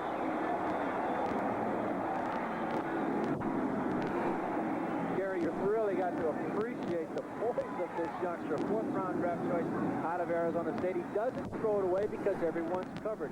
That really is a big key. The fact that he didn't try to squeeze it downfield. A.J. Dewey, a man of the year last year by Miami Dolphin fans, along with Bob Brzezinski, providing the pressure that now makes it a 3rd and long yardage situation. 3rd and 18 as the ball has moved back now to the 12-yard line. With so little time remaining, he's got to throw the ball upfield to try to get it down the other part of the field. They've just been trapped too long down here. Miami, of course, with 5 defensive backs,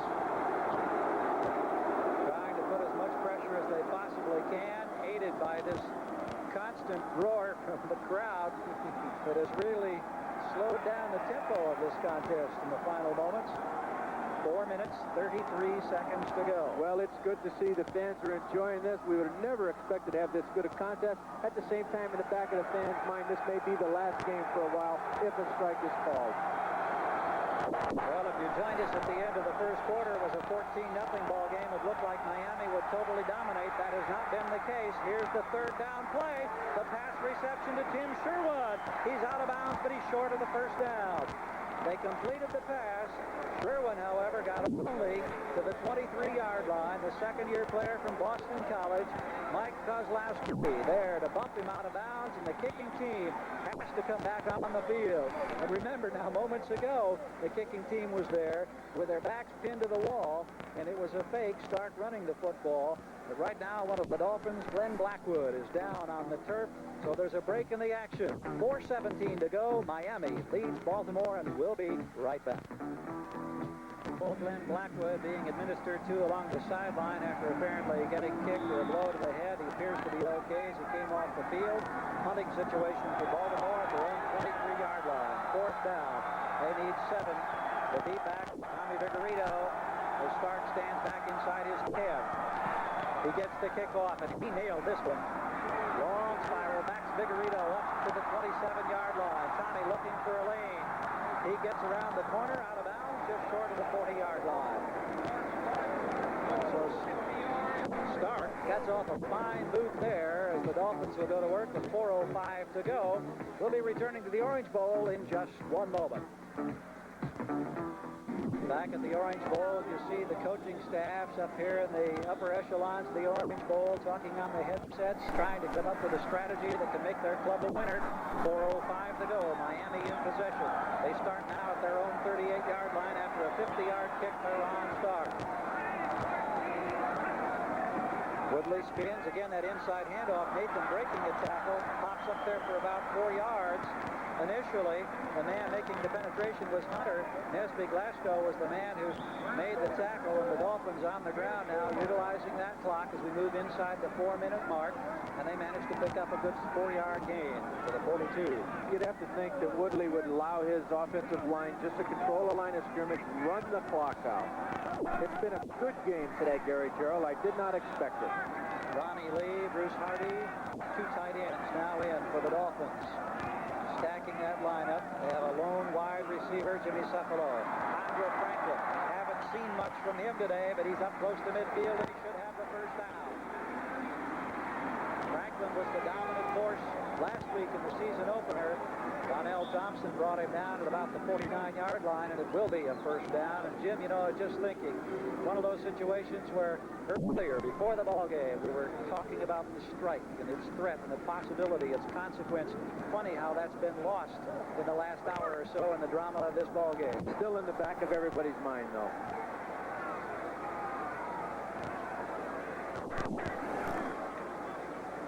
Nathan, the ball carrier, across the 50. Baltimore making a strong showing, but right now they know they've got to come up with a football. And Jim, do you think, has Frank Kush already been able to turn this club around? Is there any indication to you? Well, the indication, because I was able to do them last year 3 times on television, I see new things. I see life. I see an attitude. They're not giving up and quitting like they did many times last year. Has he turned it around? No, they're not going to go to the playoffs. But I guarantee you that if Robert Irsay and everybody else gets on the same page as Frank Kush, they will be a winner in the NFL. 30 new faces, 61% turnover on that ball club this year. But right now, Andre Franklin doing the job for the Dolphins as he cracks inside the 45. Counting down toward the 2-minute warning. And indeed, we do have 2 minutes left on the scoreboard clock at the open end of the Horseshoe in the Orange Bowl. And now here comes another one of those fantastic finishes.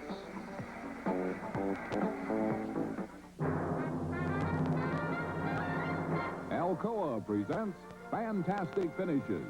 1978, Giants 17, Eagles 12. All Joe Pisarcik has to do is fall on it one more time. Wait a minute. What's this? A handoff. There's a fumble. The ball is loose. Herm Edwards grabs it and romps to victory. With less than a minute to play, Philadelphia stuns New York 19-17 with the miracle of the Meadowlands. Gary Gerald, Jim Turner back at the Orange Bowl in Miami, where the Dolphins are 2 minutes away from their second consecutive victory, trying to keep pace with the Buffalo Bills, winners of their first 2 games, the AFC Eastern Division. Baltimore putting on a great surprising showing here today, trailing by 4, needing to get the football. Their work certainly cut out for them, however. As we come to the final 2 minutes, Miami in Baltimore territory at the 43. Nathan and Franklin, the twin setbacks, 2 tight ends again in the Miami alignment now as they try to grind down this clock. Movement in the defensive line. Nathan with the football. Penalty markers are down. James Hunter with an initial surge there to make the tackle, but we saw some movement in the lines. Don't know if it was induced. We'll, of course, be finding out here momentarily from Pat Haggerty. That stops the clock with a minute 54. The Dolphins are going to be very satisfied to run the clock out and take home a victory. If you can win the ball club and still play very poorly, as they've done, obviously caused by some excellent play by the young Baltimore Colts, you still win it, then you've got a pretty good ball club yourself. Offside, defense, number 92, first down. You know, it makes an interesting situation when everybody asks, why is Shula so special? I think it's the key to his success is the way he can mold separate individuals and put them on the field, and they play so well together. The way he rolls over the years with the new rules of defense and on pass offense, he just knows how to communicate. Don Shula coached teams that won 81% of their games at home here in the Orange Bowl, and they've just moved a little bit closer to another victory as they move inside the 35. Franklin, the ball carrier. Cleveland Crosby is there to make the tackle. Clock counting down. A minute 41 on the opposite side of the field. Jim Turner, you talk about what makes Don Shula so special.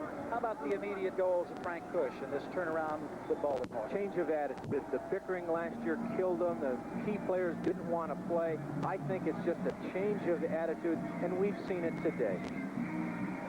Well, a reminder now that coming up next Saturday, I'm going to be out in Las Vegas, anxiously looking ahead to NBC's coverage of the Caesars Palace Grand Prix, the finale of the Formula One auto racing season. The 1982 World Driving Championship at stake. Exclusive live coverage starting at 4 o'clock Eastern Time. And the current leader, K.K. Rosberg, hoping to clinch the championship with a strong showing. The victory could win it for Britain's John Watson. The Caesars Palace Grand Prix, 4 o'clock Eastern Time, except for those on the West Coast. We'll be seeing it at 4 o'clock Pacific Daylight Time, and of course only on NBC Sports.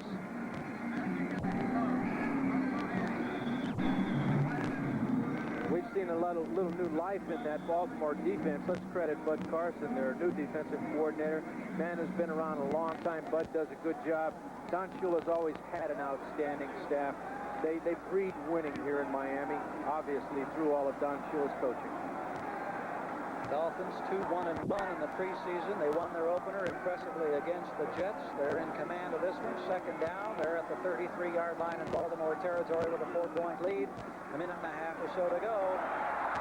Franklin gets inside the 30, and he is going to be close to a first down. Barry Krause bringing him down, and Franklin indeed gets the first down as the countdown continues. 1:27, and you know that the hopes are fading quickly now for the Colts, who have to take another timeout. And next week, the Colts face the sack exchange of the New York Jets. Another conference game for them. Certainly, they don't want to go down 0-3 in the Eastern Division of the AFC West. East, excuse me. And the Miami Dolphins are going to be on the road next week. They're going to be up in Wisconsin to go against the Green Bay Packers. And the beat goes on. And, of course, we hope it goes on. The talk of the possibility of a strike by the Players Association. And I suppose by tomorrow night we'll have a better indication of what we can expect. Coordinating producer of football is Ted Nathanson. The telecast of today's game has been produced by David Stern, directed by Lou Rainoni. Our technical director, Arnold Rand, and associate director, Sandra Weir. Ladies and gentlemen, we thank you for all of your cooperation and your help on a delightful afternoon and early evening here at the Orange Bowl. I want to remind you that the NFL report will be coming up with scores and highlights of all today's activity of the second week of the NFL season immediately after the conclusion of this contest. Gary, I think if a vote were taken of all the players right now, they would vote not to strike. But it's up to Ed Garvey and his executive committee. And do I think there will be a strike? Yes, I do. At the 27-yard line, 1st and 10 now, minute 25 to go. Miami with a 4-point lead and the football. This time, Franklin has nowhere to go. Fletcher Jenkins. No, I beg your pardon, James Hunter is the man there. The first-year player, the free agent out of USC, and he's had a very busy afternoon. Again, however, timeout having to be taken, an opportunity for us to remind you again that you'll be sure to want to stay tuned following the conclusion of this ball game for scores, updates, highlights, other contests around the NFL. Some big plays today. We have seen a couple of them here in the Orange Bowl. That touchdown pass from Pagel to Butler when he split the defenders. Tommy Vigorito's big play. And, of course, a lot of football upcoming next week on NBC. Well, a very heady play by the muff field goal and the pass by the kicker, Mike Woods, to his up-back, Barry Krause. Miami and Green Bay, Denver versus New Orleans, Buffalo and Houston, Seattle and New England. Just some of the games that NBC will be carrying on a doubleheader weekend next week. L.A. Raiders going to be trading long passes with the San Diego Chargers. So be sure to check the listings for the games and the times in your area. Superb coverage through the Super Bowl on a Sunday in Pasadena come January, all on NBC Sports. Certainly want to remind everybody of that fact, Gary. There'll be 3 of us at the Super Bowl, the 2 opponents and NBC.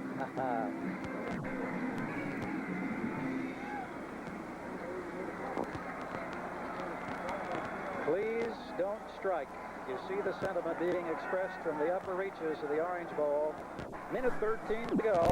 Matt Moore now on the ball game and a wide receiver. Woodley going to keep the football. Quarterback draw down to the 25-yard line. For a fleeting instant, I thought I saw a piece of a football starting to get out of his grasp, but that was not the case. Cliff Odom and James Hunter make the tackle as Baltimore is out of timeouts, and we're down to the final minute. Vigorito coming back into the lineup now, and Woodley, who has certainly been impressive today, getting the job done. When they came out starting the second half, Miami trailing Baltimore, the Colts dominating that second period of play.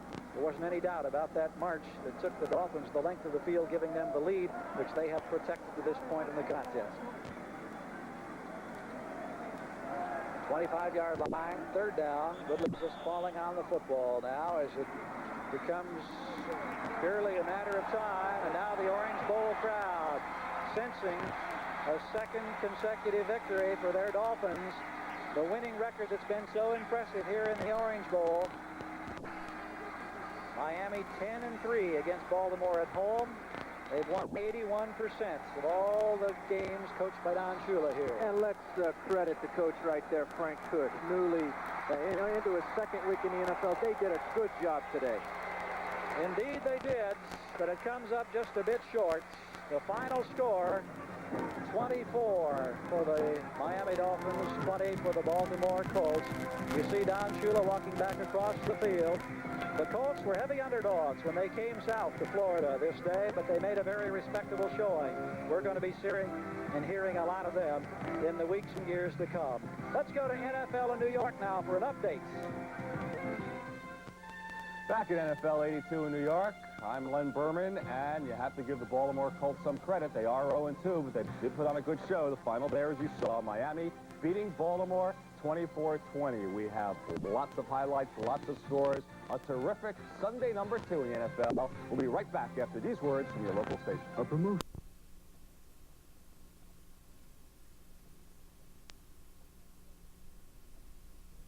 About tomorrow in the papers and seeing on the television replays. It is the first mildly, hotly disputed play of the year, but it really didn't affect the game very much except the final score of 24-20 instead of 27-20 or 28. So there's our final score. 24-20, Miami over Baltimore. Don Shula had to be worried at halftime, but it turned around for him. Let's take a look at the second quarter. Here's where the fumbled field goal attempt led to the touchdown. Mike Wood to Barry Krause, of all people. 17-14, Baltimore at halftime. We're back live at Candlestick Park where the halftime score, the Falcons 10, the Niners 7. Tonight's halftime features are being brought to you by Radio Shack, the nationwide supermarket of sound with over 6,500 stores to serve you during the holiday season.